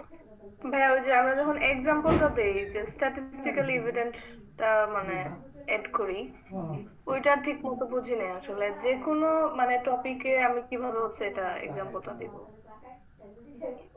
আচ্ছা ভালো। মনে করেন আমি বডি প্যারাগ্রাফ 2টা লিখতেছি হলো পোর ওয়েস্ট ম্যানেজমেন্টের উপর, যে ওশেন যে হইতেছে, দূষিত হইতেছে, পলিউটেড হইতেছে, কেন হইতেছে তা আমি বললাম যে প্লাস্টিক গুলো যে আমরা কোন জায়গাতে ডিসপোজাল করব এই ধরনের ইনফ্রাস্ট্রাকচার নাই, ওয়েস্ট ম্যানেজমেন্টটা খুবই বাজে। তাহলে আপনি এমনি আমাকে কমন সেন্সে বলেন ওয়েস্ট ম্যানেজমেন্ট বাজে এর মানেটা কি? মানে আমরা হচ্ছে ওয়াইজলি যে ওয়েস্ট গুলা করি না, কি বলে, সুষ্ঠুভাবে কোনো জায়গায় রাখি না, এরকম মানে সুষ্ঠু নিষ্কাশন ব্যবস্থা এরকম। যেমন যেমন যেমন এই যে আমরা যেখানে সেখানে ওই কোনো কিছু খেয়ে প্লাস্টিকের বোতল হোক, প্লাস্টিকের মানে পলিথিন ব্যাগ বা এগুলো ফেলে দেই, ছুঁড়ে ফেলি, থ্রোয়িং যেটা। এটা কি বাংলাদেশে হয়? হ্যাঁ, বাংলাদেশে খুবই হয়, খুবই অ্যাভেলেবল। আর কোন দেশে হয় এটা? মেবি অন্যান্য দেশে এরকম না, বাংলাদেশের মতো না লিস্ট। আমি ধরে নিলাম অন্যান্য দেশে আমাদের চেয়ে আরো বাজে থাকে না, তোর যে খালি বাংলাদেশে তা তো না, সব দেশে চুল আছে না, শুধু বাংলাদেশে আছে গুলি করে তা তো না, আমেরিকাতে তো শুটার আছে না। তাহলে ধরেন এই যে ধরেন আমি ধরলাম আপনার কথায় ধরলাম যে বাংলাদেশের যেটা বাজে দেশ নাই, বাংলাদেশে এটা কাজটা করে, তাহলে আমি কি লিখবো? ফর ইনস্ট্যান্স, খেয়াল করেন 2021 সালে একটা স্টাডি করা, তাহলে আপনি ধরেন এখানে একটা সালটা চেঞ্জ করেছেন, ধরেন আপনি বলেন যে 2015 সালে একটা স্টাডি করা হয়েছে। কে করছে? যেহেতু এটা একটা সমুদ্র রিলেটেড ব্যাপার স্যাপার, তাহলে আপনি এরকম একটা অর্গানাইজেশনের নাম লিখলেন, যেমন আমি দেখলাম বাই দা ওশেন ক্লিনার, এরকম একটা অর্গানাইজেশন। বাংলাদেশে কত অর্গানাইজেশন থাকে না, যে বাঁচাও, সমুদ্র বাঁচাও, ধরেন এখানে লিখলেন যে ডাবল কোড দিয়ে লিখলেন সমুদ্র বাঁচাও অর্গানাইজেশনের নাম, হ্যাঁ, অথবা এরকম টাইপের একটা নীল সমুদ্র ওরা কি করতেছে? রিভিল করতেছে, প্রকাশ করতেছে। কি প্রকাশ করেছে? যে প্রায় 90% ডেটা, মানে 90% যে ওশেন সমুদ্রগুলো যে পলিউটেড হয়, তাহলে ধরেন আপনি এখানে পার্সেন্টেজটা আপনি 90 লিখবেন, আপনি ধরেন লিখলেন যে মোটামুটি পুরো গবেষণা করতে 65% সমুদ্র যে ধ্বংস হয়, পলিউটেড হয়, এর পিছনে কারণ হলো এই যে originated from just 10 rivers in Asian Pacific. ওরা বলতেছে ধরেন ইন্ডিয়ান মহাসাগর, হ্যাঁ, বা আটলান্টিক মহাসাগর যে ধ্বংস হইতেছে, এর পিছনের কারণ হলো এশিয়া এবং আফ্রিকা এই মহাদেশগুলোতে যে নদীগুলো বয়ে গেছে, এর মধ্যে মোটামুটি 10টা নদীর থেকে বেশি পরিমাণ এরকম প্লাস্টিক আসার ফলে মূলত এই ওশেনটা পলিউটেড। আমার কথাটা বুঝছেন? মনে করেন একটা মহাসমুদ্রের মধ্যে পানি পড়ে, মানে বৃষ্টি আসে, সরি এই কি বলে এটাকে, নদীর পানি পড়ে, মনে করেন এরকম 25টা নদীর থেকে পানি আসে এই সমুদ্রে। এর মধ্যে 10টা সমুদ্র বেশি পলিউটেড ধরা যায়, 10টা সমুদ্রে প্রায় 65% পলিউশন ধরা যায়। এই 10টা সমুদ্র আবার নদী আবার কোন কোন দেশের, এই কোন কোন মহাদেশের, মনে করেন আফ্রিকা আর এশিয়া। জি বুঝলেন কিছু কথা? জি বুঝতে পারছি। 10টা রিভার যেগুলো হচ্ছে মানে প্লাস্টিক, বিভিন্ন প্লাস্টিক জাতীয় এগুলা নিয়ে আসে, ওটা আবার এশিয়া এবং আফ্রিকার মানে মহাসাগর বা মহাসমুদ্রের মধ্যে এসে যে ইয়েটা পড়ে। তারপরে হচ্ছে কি তো এই উদাহরণের সাথে আমাদের সম্পর্কটা কি? মানে এটাই হচ্ছে যে প্রমাণ করার ওয়েস্ট ম্যানেজমেন্টটা যদি হচ্ছে আমরা ঠিক মতো না করি, তাহলে ওই সমুদ্রগুলা যেভাবে হচ্ছে ক্ষতিগ্রস্ত হচ্ছে ওইটাই। তার মানে 25টা নদীর থেকে পানি আসতেছে সমুদ্রে, কিন্তু বাকি 15টার কারণে কিন্তু এর কোনো ধ্বংস নাই। এই 10টা নদীর থেকে পানি আসার কারণে এই 25টাকে নষ্ট করে ফেলছে। মানে 25টা এত এক জায়গায় পড়তেছে, তাই না? কিন্তু এই 10টার কারণে বাকি 15টার পানিও কিন্তু নষ্ট হয়ে যাচ্ছে। কেন? এই যে পোর ওয়েস্ট ম্যানেজমেন্ট, বাজে ওয়েস্ট ম্যানেজমেন্ট। যদি এদের waste management, Bangladesh, India, Pakistan, এই সাবকন্টিনেন্টের বা আফ্রিকা, এরা যদি ঠিক মতো ওয়েস্ট ম্যানেজ করতো, তাহলে আজকে এই সমুদ্রটা কি হইতো না, ওখানটা কি হইতো না, ধ্বংস হইতো না। তাহলে এই ওয়েস্টের কারণে কি হইতেছে? ওশেন পলিউটেড হইতেছে। আর এই পলিউশনের প্রধানতম কারণ হলো প্লাস্টিক, যেটাই আমাদের মূল প্রশ্ন। এখন আমরা এক্সাম্পলটা কিভাবে চিন্তা করে এখানে দিব? জি তাহলে আমি এই স্ট্রাকচার ব্যবহার করে আমরা সালটাকে চেঞ্জ করে দিব, এই ডেটাটাকে চেঞ্জ করে দিব, যে কারা করছে তাদেরকে চেঞ্জ করে দিব, কত করছে সেটা চেঞ্জ করে দিব। এরপরে বাকি অংশটা হুবহু মুখস্থ লিখবো, খালি দেখবো যে এটা কোন টপিকের উপরে লিখছে, তার উপরে এই ডেটাগুলো চেঞ্জ হবে, কথাগুলো। জি বুঝতে এখনো পারছি। বুঝেন নাই?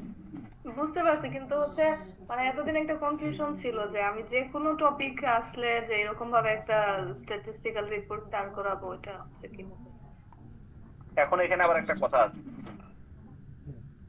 একটা ইংরেজিতে কথা আছে, টু মাচ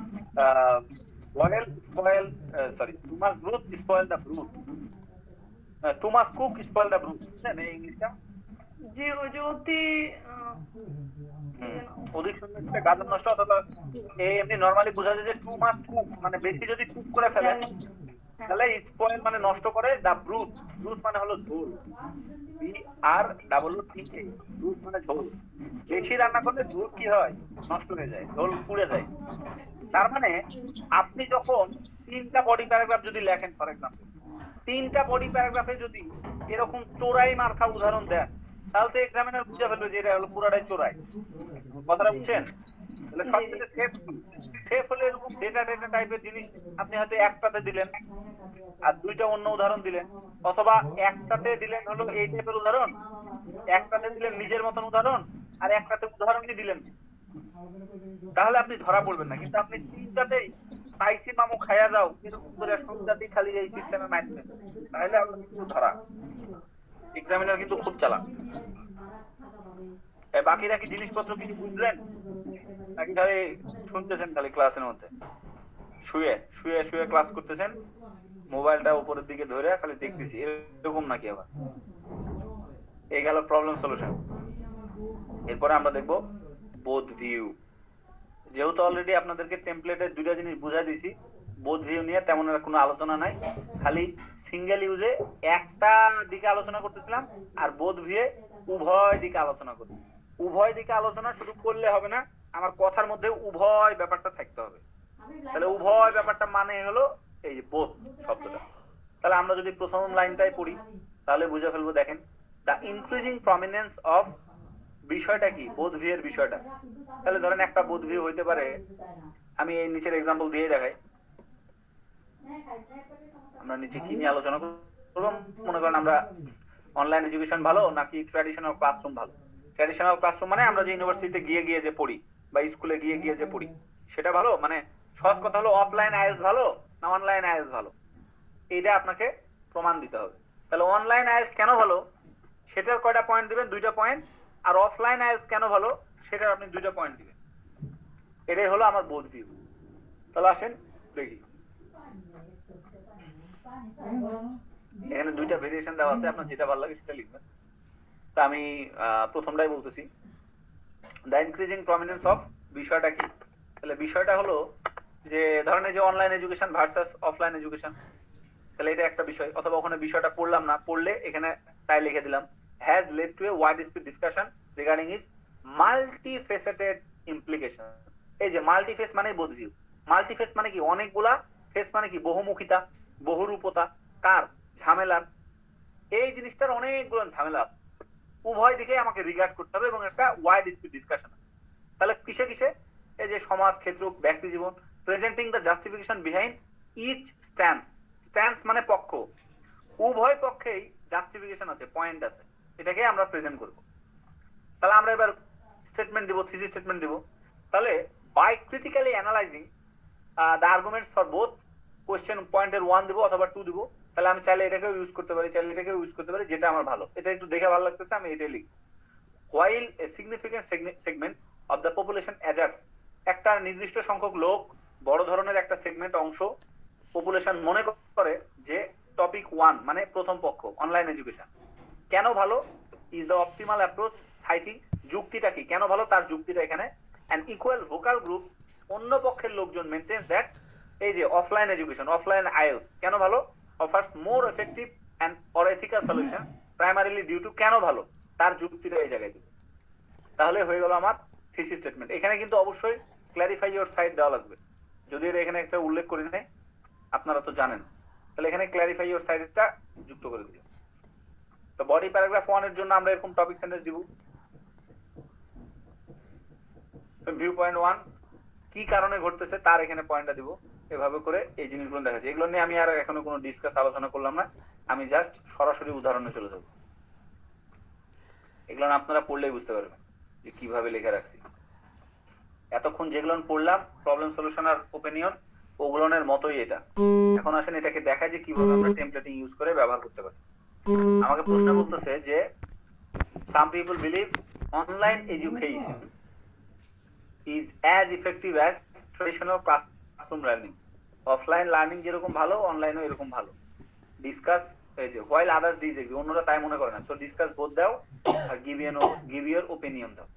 তাহলে আমরা প্রথম দেখবো যে অনলাইন এডুকেশন কেন উপকারী। তাহলে আমার মেন প্রশ্নটা কি? মেন প্রশ্নটা হলো দ্য ইনক্রিজিং প্রমিনেন্স অফ, এই যে দেখেন এটা পুরোটাই মুখস্থ, online education has led to a wide speed discussion regarding its effectiveness compare to traditional classroom learning. তাহলে ট্র্যাডিশনাল ক্লাসরুম লার্নিং এর ইফেক্টিভনেস বেশি নাকি অনলাইনের বেশি, এই জিনিসটাই আমরা দেখাবো, presenting strong arguments for both advocates and critics, পক্ষ এবং বিপক্ষের পয়েন্টগুলো দেখাবো। তাহলে আমরা থিসিস স্টেটমেন্টে কি লিখবো?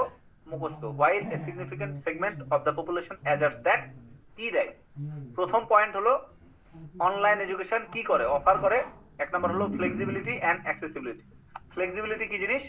ধরেন আপনারা কেউ সিলেট থেকে আমার ক্লাসে জয়েন করছেন, বা ধরেন কেউ বিদেশ থেকে জয়েন করছেন, কানাডা থেকে, কেউ হয়তো বিভিন্ন জায়গা থেকে জয়েন করছেন।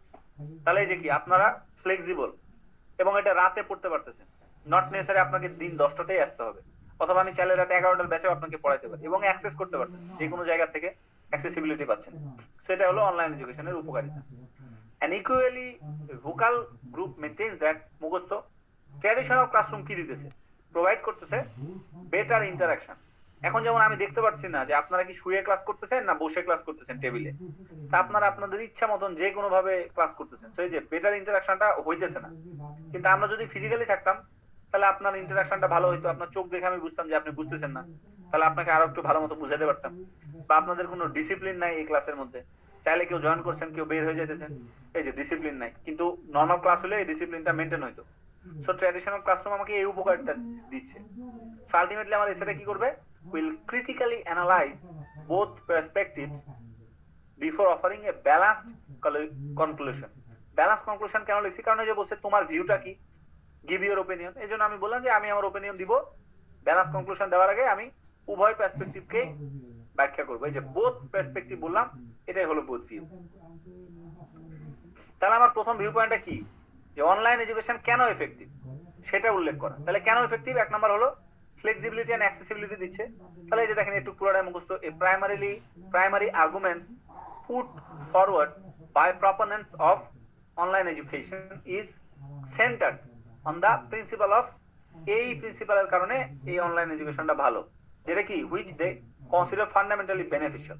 কেন বেনিফিশিয়াল, এই যে এখানে সাপোর্টিং আইডিয়াতে এর বর্ণনা দিই। তাহলে একটু মুখস্থ, this perspective contains that digital learning platforms allow students to study at their own pace। নিজের গতিতে আপনি পড়তে পারতেছেন, কেউ আপনাকে আটকাইতেছে না, বাধা দিতেছে না, যেভাবে ভালো লাগতেছে সেভাবে পড়তেছেন। thereby enhancing enhance হচ্ছে পার্সোনালাইজড এডুকেশন। আপনি চ্যালেঞ্জ, আমি শুধু রাইটিং করবো, আমি শুধু স্পিকিং করবো, শুধু রিডিং করবো, এই যে আপনি আপনার নিজের মতন করে নিয়ে নিয়ে পড়তে পারছেন। তার মানে কি পার্সোনালাইজ এডুকেশনটা আপনি পাচ্ছেন। আর কি হইতেছে, রিডিউসিং জিওগ্রাফিক্যাল ব্যারিয়ার। ফলে কে কোথা থেকে জয়েন করছেন এটা দেখুন ম্যাটার করতেছে না। এই যে এটাকে জিওগ্রাফিক্যাল ব্যারিয়ারটাকে, হ্যাঁ জিওগ্রাফিক্যাল যে ডিসটেন্সটা আমাদের, হ্যাঁ এই ডিসটেন্সটাকে আমরা কি করতেছি, রিডিউস করে ফেলতে পারতেছি। এছাড়াও কি করতেছে, ফার্দার মোর সাপোর্টিং হাইলাইটস কস্ট ইফেক্টিভনেস। আরো কি, অনলাইন এডুকেশন আপনারা কম টাকায় পড়তে পারতেছেন, 2টা মডিউল 4000, 4টা মডিউল 7000 আপনারা পড়তে পারতেছেন। কিন্তু অফলাইনে গেলে মেন্টর যেমন এখন 21000 টাকায় পড়ায়, বা বাংলায় আইএলটিএস পড়তে গেলে আপনারা এটা 17000 টাকায় পড়তে পারবেন। তো এই যে এতগুলো টাকা না দিয়ে আপনারা যে কম টাকায় পড়তে পারতেছেন ইফেক্টিভ, এমন কোচিং আছে বাংলাদেশে বহুত 3000 টাকায় ফুল কোর্স। আপনারা আবার অনেক স্টুডেন্ট আছে এরকম, এটা 3000 টাকা লাখ, দেখা গেল কিছুই শিখে নাই, ইনস্ট্রাক্টর পালায় গেছে আর নাই, সে 2 দিন ক্লাস করে নাই, কি বোঝায় কিছুই বোঝে না। তখন মনে করে থাক 3000 তো কমের উপর দিয়ে গেল, স্টুডেন্টরা এইভাবে ক্যালকুলেশন করে। কিন্তু যখনই শুনে 4000 টাকা 2 মডিউল, ওরে সর্বনাশ, মেলা টাকা ভাই, অনেক স্টুডেন্ট এদের রাজি হয় না। So cost effectiveness online education, এটার ফলে কি হইতেছে, আমরা এলিমিনেট এক্সপেন্সেস, খরচ কমায় ফেলতেছি। ফলে কি হইতেছে যে কমিউনিটিং এন্ড ফিজিক্যাল টেক্সট বুক লাগতেছে না। সো একদম স্পষ্ট যে আমরা কি উপকারটা পাচ্ছি অনলাইন এডুকেশন। যেমন এই যে এখানে একটা বানোয়াট এক্সাম্পল দিয়ে রাখছি, দেখেন ওই আপু আর একটু ভালো মতন বুঝবেন। যেমন আমি এখানে বলছি 2022 সালে একটা স্টাডি করা হয়েছে, কারা করছে, হার্ভার্ড ইউনিভার্সিটি করছে। ওরা ডেমনস্ট্রেট করছে যে 75% অনলাইন লার্নার যারা এডুকেশন যারা নিচ্ছে, তাদের স্যাটিসফ্যাকশন যেটা higher satisfaction due to self paced module. তারা নিজে নিজে বেছে নিতে পারে যে আমি কোনটা নিব কোনটা নিব না, কখন পড়বো না, নিজের গতিতে চলতেছে। এর ফলে ওরা হায়ার স্যাটিসফ্যাকশনটা বেশি। কাদের? প্রায় 75% স্যাটিসফ্যাকশন তাদের। কে গবেষণা করছে? হার্ভার্ড ইউনিভার্সিটি করছে 22 সালে, যেটা ডিরেক্টলি এআইটাকে সাপোর্ট করে। এই অ্যাপ্রোচ মানে কি, অনলাইন এডুকেশনটাকে সাপোর্ট করে। এটা কিন্তু পুরোটা একটা স্ট্যাটিস্টিক্স, কিন্তু দেখে কি বোঝা যাচ্ছে সেটা বানানো, মনে হচ্ছে না খুবই একটা রিয়েলিস্টিক, আসলেই মনে হয় ঘটছে। সেরকম আপনারা একটা উদাহরণকে ভাবে বানায় টপিকের সাথে রিলেটেবল, টপিকের সাথে যাই কম্প্যাটেবল, এরকম কম্প্যাটেবল জিনিস আপনারা দিয়ে দিন। তাহলে ফাইনালি আমরা কি বলতে পারি, this demonstrate how online education not only achieve convenience, খালি সুবিধা দিচ্ছে না, বাট অলসো কালটিভেটস ইনক্লুসিভিটি। এই যে কে থাকবে আর কে থাকবে না, কাকে বাদ দেবো আর কাকে রাখবো, এই ইনক্লুসিভিটি আমরা শিখতে পারি। Underscoring its value in modern education system. হয়ে গেল বডি প্যারাগ্রাফ, একদম ক্লিয়ার। বডি প্যারাগ্রাফ 2 তে আমি দেখাবো যে আগের মতন আমরা যদি গিয়ে অফলাইনে হেল্প করি তাহলে কেন সুবিধা, অফলাইনে পড়লে কি সুবিধা, ইনস্টিটিউটে গিয়ে পড়লে কি সুবিধা। Conversely, advocates of traditional education, classroom learning emphasize face-to-face interaction দেয় আর কি করে, structure discipline, যেটা একটা ক্রিটিক্যাল অ্যাডভান্টেজ। তাহলে সাপোর্টিং আইডিয়াতে আমরা বলতেছি ফিজিক্যাল ক্লাসরুম ফোস্টার করে ডিরেক্ট টিচার স্টুডেন্ট এনগেজমেন্ট। এই যে টিচার স্টুডেন্টের এনগেজমেন্ট এখন একটু কম, আপনাদেরকে আমি দেখতে পাচ্ছি না, কিন্তু যদি আমি ফিজিক্যালি পড়াইতাম আমি আরো অনেক ভালো ইনস্ট্রাক্টর হইতে পারতাম। আপনারা হয়তো জিনিসগুলোকে আরো ইন্টারঅ্যাক্টিভলি বুঝতে পারতেন, কারণ আমাদের এনগেজমেন্ট হইতো। তো এটা কি করতেছে, এনহ্যান্স করতেছে immediate feedback and collaborative learning. এই যে দ্রুতই আপনারা ফিডব্যাক দিতে পারতেছেন, একজন একজনের সাথে সংঘবদ্ধভাবে আমরা লার্নিং পাচ্ছি, কোলাবোরেটিভ। এর ফলে কি হইতেছে, এই যে traditional setting will help to develop social skills and time management, যেটা কি করতেছে রিমোট এডুকেশনে ল্যাক করে, রিমোট এডুকেশনে নাই। তো যেমন একটা গবেষণা দেখা গেছে, জাপানে ঘটেছে গবেষণাটা 23 সালে। ওরা বলতেছে স্টুডেন্ট যারা ফিজিক্যাল ক্লাসরুম করে ওরা এই অনলাইন ক্লাসরুম আলাদা চাইতে প্রায় 20% হায়ার অ্যাসেসমেন্টে ভালো করছে। এটা স্বাভাবিক, কারণ অনলাইনে ছেলেপেলে একটু ফাঁকি মারে, ভালো মতো শিখে না। তো এটা একটা গবেষণা দেখা গেছে। যদিও দুইটা গবেষণায় একই টাইপের বোঝা যেতে, বাট এখানে একটু ডিফারেন্ট টাইপের এভিডেন্স দিতে হইতো, সেটা বেশি ভালো। তাহলে ফাইনালি আমরা কি বলতে পারি, ট্র্যাডিশনাল লার্নিংটা একটা হলিস্টিক ডেভেলপমেন্ট দেয়, একটা সর্বাত্মক একটা ভালো একটা ডেভেলপমেন্ট দেয় একটা, হ্যাঁ, পুরোপুরি ইয়াং স্টুডেন্টদের জন্য। সো আমি প্রমাণ করলাম যে কেন ট্র্যাডিশনাল ইয়েটা ভালো। এখন তাহলে কনক্লুশনে গিয়ে আমি ওভারঅল যে জিনিসটা কোনটা আমার জন্য ভালো, কি ভালো, সেটা আমি একটু ব্যাখ্যা দেবো। যদিও এখানে আরেকটা বডি প্যারাগ্রাফ দেওয়া উচিত ছিল যে আমি আসলে কোন পক্ষে, তাহলে যেই পক্ষে সেই পক্ষ নিয়ে আমি কথাবার্তা এখানে লিখবো। ওই আপনি এগ্রির পক্ষে, আপনার পক্ষে, তাহলে অনলাইনে যা লিখলেন ওই কথাটা এখানে গিয়ে আরেকবার আরেকটা বডি প্যারাগ্রাফে। ফাইনালি গিয়ে আমরা কনক্লুশন লিখবো যে অনলাইন এডুকেশন আর ট্র্যাডিশনাল এডুকেশন দুইটাই কি মাল্টিফেসেটেড, তো দুইটাই ভালো, যেটাতে আমরা ফ্লেক্সিবিলিটি এবং ইন্টারাকশনের জন্য। তাহলে আমরা কি আমাদের উচিত, এই যে দেখেন, while online education excels accessibility, কিন্তু ট্র্যাডিশনাল ক্লাসরুম রিমেইন সুপেরিয়র। ভালো কিসের জন্য? কারণ এটা একটা সোশিয়াল এন্ড ডিসিপ্লিনারি অ্যাসপেক্টের দিক থেকে ভালো। সো আমরা যদি হাইব্রিড মডেল তৈরি করতে পারি, integrating both methods May offer the most balance solution, তাহলে শুধুমাত্র আমরা একটা সলিউশন, ভালো সলিউশন পাবো। কিসের জন্য? For future education systems. এইভাবে করে আমাদেরকে রাইটিং গুলোকে লিখতে হবে। আমার বিশ্বাস আপনাদেরকে আমি জিনিসগুলোর একটা ওভারভিউ দিতে পারছি। কারো যদি ওভারঅল কোশ্চেন থাকে পুরো ক্লাসের উপরে, ইউ মে আস্ক। আজকের ক্লাস আমার এখন পর্যন্ত আর কি। কারো কোনো ওভারঅল কোনো কিছু জানার আছে কিনা, প্রশ্ন তাক তুমি? আমার একটা কোশ্চেন ছিল বলো। ভাই, এটা কি যে ডিসকাশন এসেছে কনক্লুশনে কি বেশিরভাগই এরকম হয় কিনা আমি আসলে সঠিক জানি না, যে মানে ব্যালেন্সড অ্যাপ্রোচ যেটা বুদ্ধি মানে তো ব্যালেন্স, বুদ্ধি মানে তো ব্যালেন্স, বুদ্ধি মানে একটা হাইব্রিড। মানে এখানে এরকম হওয়ার সম্ভাবনা নাই যে হচ্ছে মানে এটা বেশি ভালো ওইটা ইয়ে, আমি একটা সাইডে যাই। এটা যদি আপনাকে বলে গিভ ইউর ওপিনিয়ন, তাহলে দিবেন। আপনাকে যদি গিভ ইউর ওপিনিয়ন না বলে, শুধু বুদ্ধি এসে থাকে না, শুধু যদি বুদ্ধি এসে বলে, তাহলে আপনি বুঝাকেই বলবেন। তখন আর আপনি কাকে ভালো কাকে খারাপ আপনার বলার দরকার নেই। আপনাদের তো চাই না কে ভালো কে খারাপ। আপনি যদি অপিনিয়ন, তাহলে ওইখানে তো আমি ওই যে বললাম যে দুইটাই হচ্ছে মানে ব্যালেন্স অ্যাপ্রোচ হইলে বেশি ভালো হয়, এরকম দিয়ে শেষ করলাম। আপনি কি প্রশ্ন করলেন আর আমি মানে ভাই আমার কোশ্চেনটা ছিল এরকম যে হচ্ছে ডিসকাশনের সাথে ওই discuss both views and give your opinion. তো এই কোশ্চেনে আমি মানে যতদূর দেখছি বেশিরভাগই লাগে যেমন দুইটাই হইলে ভালো হয়, এরকম লাস্টে একটা ফিনিশিং হয় আর কি। আপনি কি দেখছেন সে আমার কাছে? আপনাকে যদি প্রশ্নের মধ্যে ডাইরেক্ট বলে, তার মানে আপনার কাছে কোনো ওপিনিয়ন চাই নাই, আপনি ওপিনিয়ন দেওয়ার কোনো রাইট রাখেন। আপনাকে বোধ ভিউ চাইছে, আপনি বোধ ভিউ দেখাবেন। আমার কথাটা বুঝছেন? তাহলে এগ্রির জন্য একটা প্যারাগ্রাফ লিখবেন, ডিজেগ্রির জন্য একটা প্যারাগ্রাফ লিখবেন, কথা শেষ। এবং কনক্লুশনে আপনার বলার দরকার নাই যে কে ভালো কে খারাপ, কারণ আপনার কাছে ওপিনিয়ন চাই নাই। এটা হলো একটা কথা। আর যদি আপনাকে বলে যে both view and give your opinion, তার মানে আপনি এখন ওপিনিয়ন দিবেন। তো আপনি একটা আলাদা বডি প্যারাগ্রাফই রাখবেন আপনি কোন পক্ষে মত দিতে চান তার উপরে। এখন আপনি যদি মনে করেন কোন পক্ষের ক্ষেত্রে আমি দুইটার হাইব্রিড মডেল চাই, দুইটাকে ইন্টিগ্রেট করতে চাই, সেই কথাটা আপনি ওখানে বলবেন, কোনো অসুবিধা নেই। এবং ওই কথাটাই দেখেন আমি ব্যালেন্স বোথ ভিউর ক্ষেত্রে এখানে লিখছি যে a hybrid model integrating both method. এটা কখন লিখবো?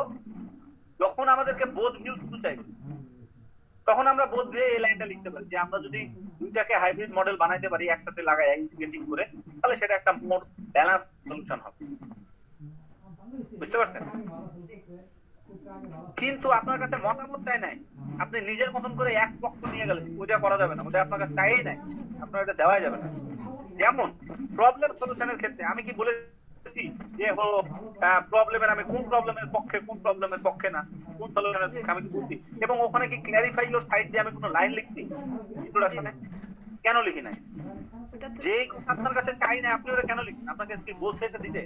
একইভাবে আমরা যখন টাস্ক 1 লিখি, টাস্ক 1, তখন আমরা ইন কনক্লুশন কেন লিখি না বলেন তো?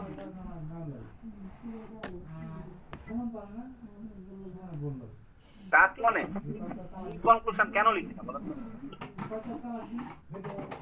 লেখা যায় না টাস্ক 1 এ কখনো ইনকনক্লুশন শব্দটা লেখা যায় না, এটা পাপ। কেন পাপ কেউ বলতে পারবে?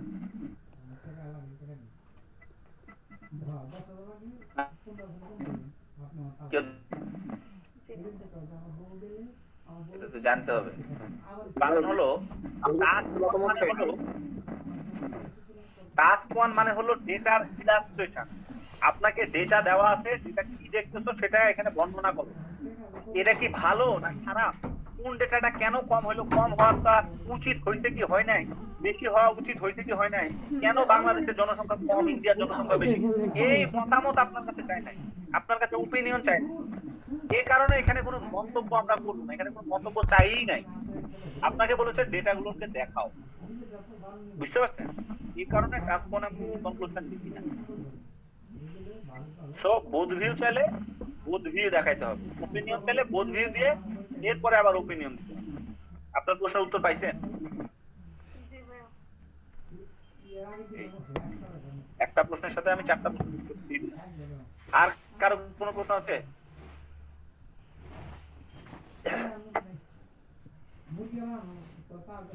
আর কেউ? আচ্ছা, প্রশ্ন না থাকলে আজকের ক্লাস এখানে পর্যন্ত। 3টা ফাইল আমি শেয়ার করে দিচ্ছি।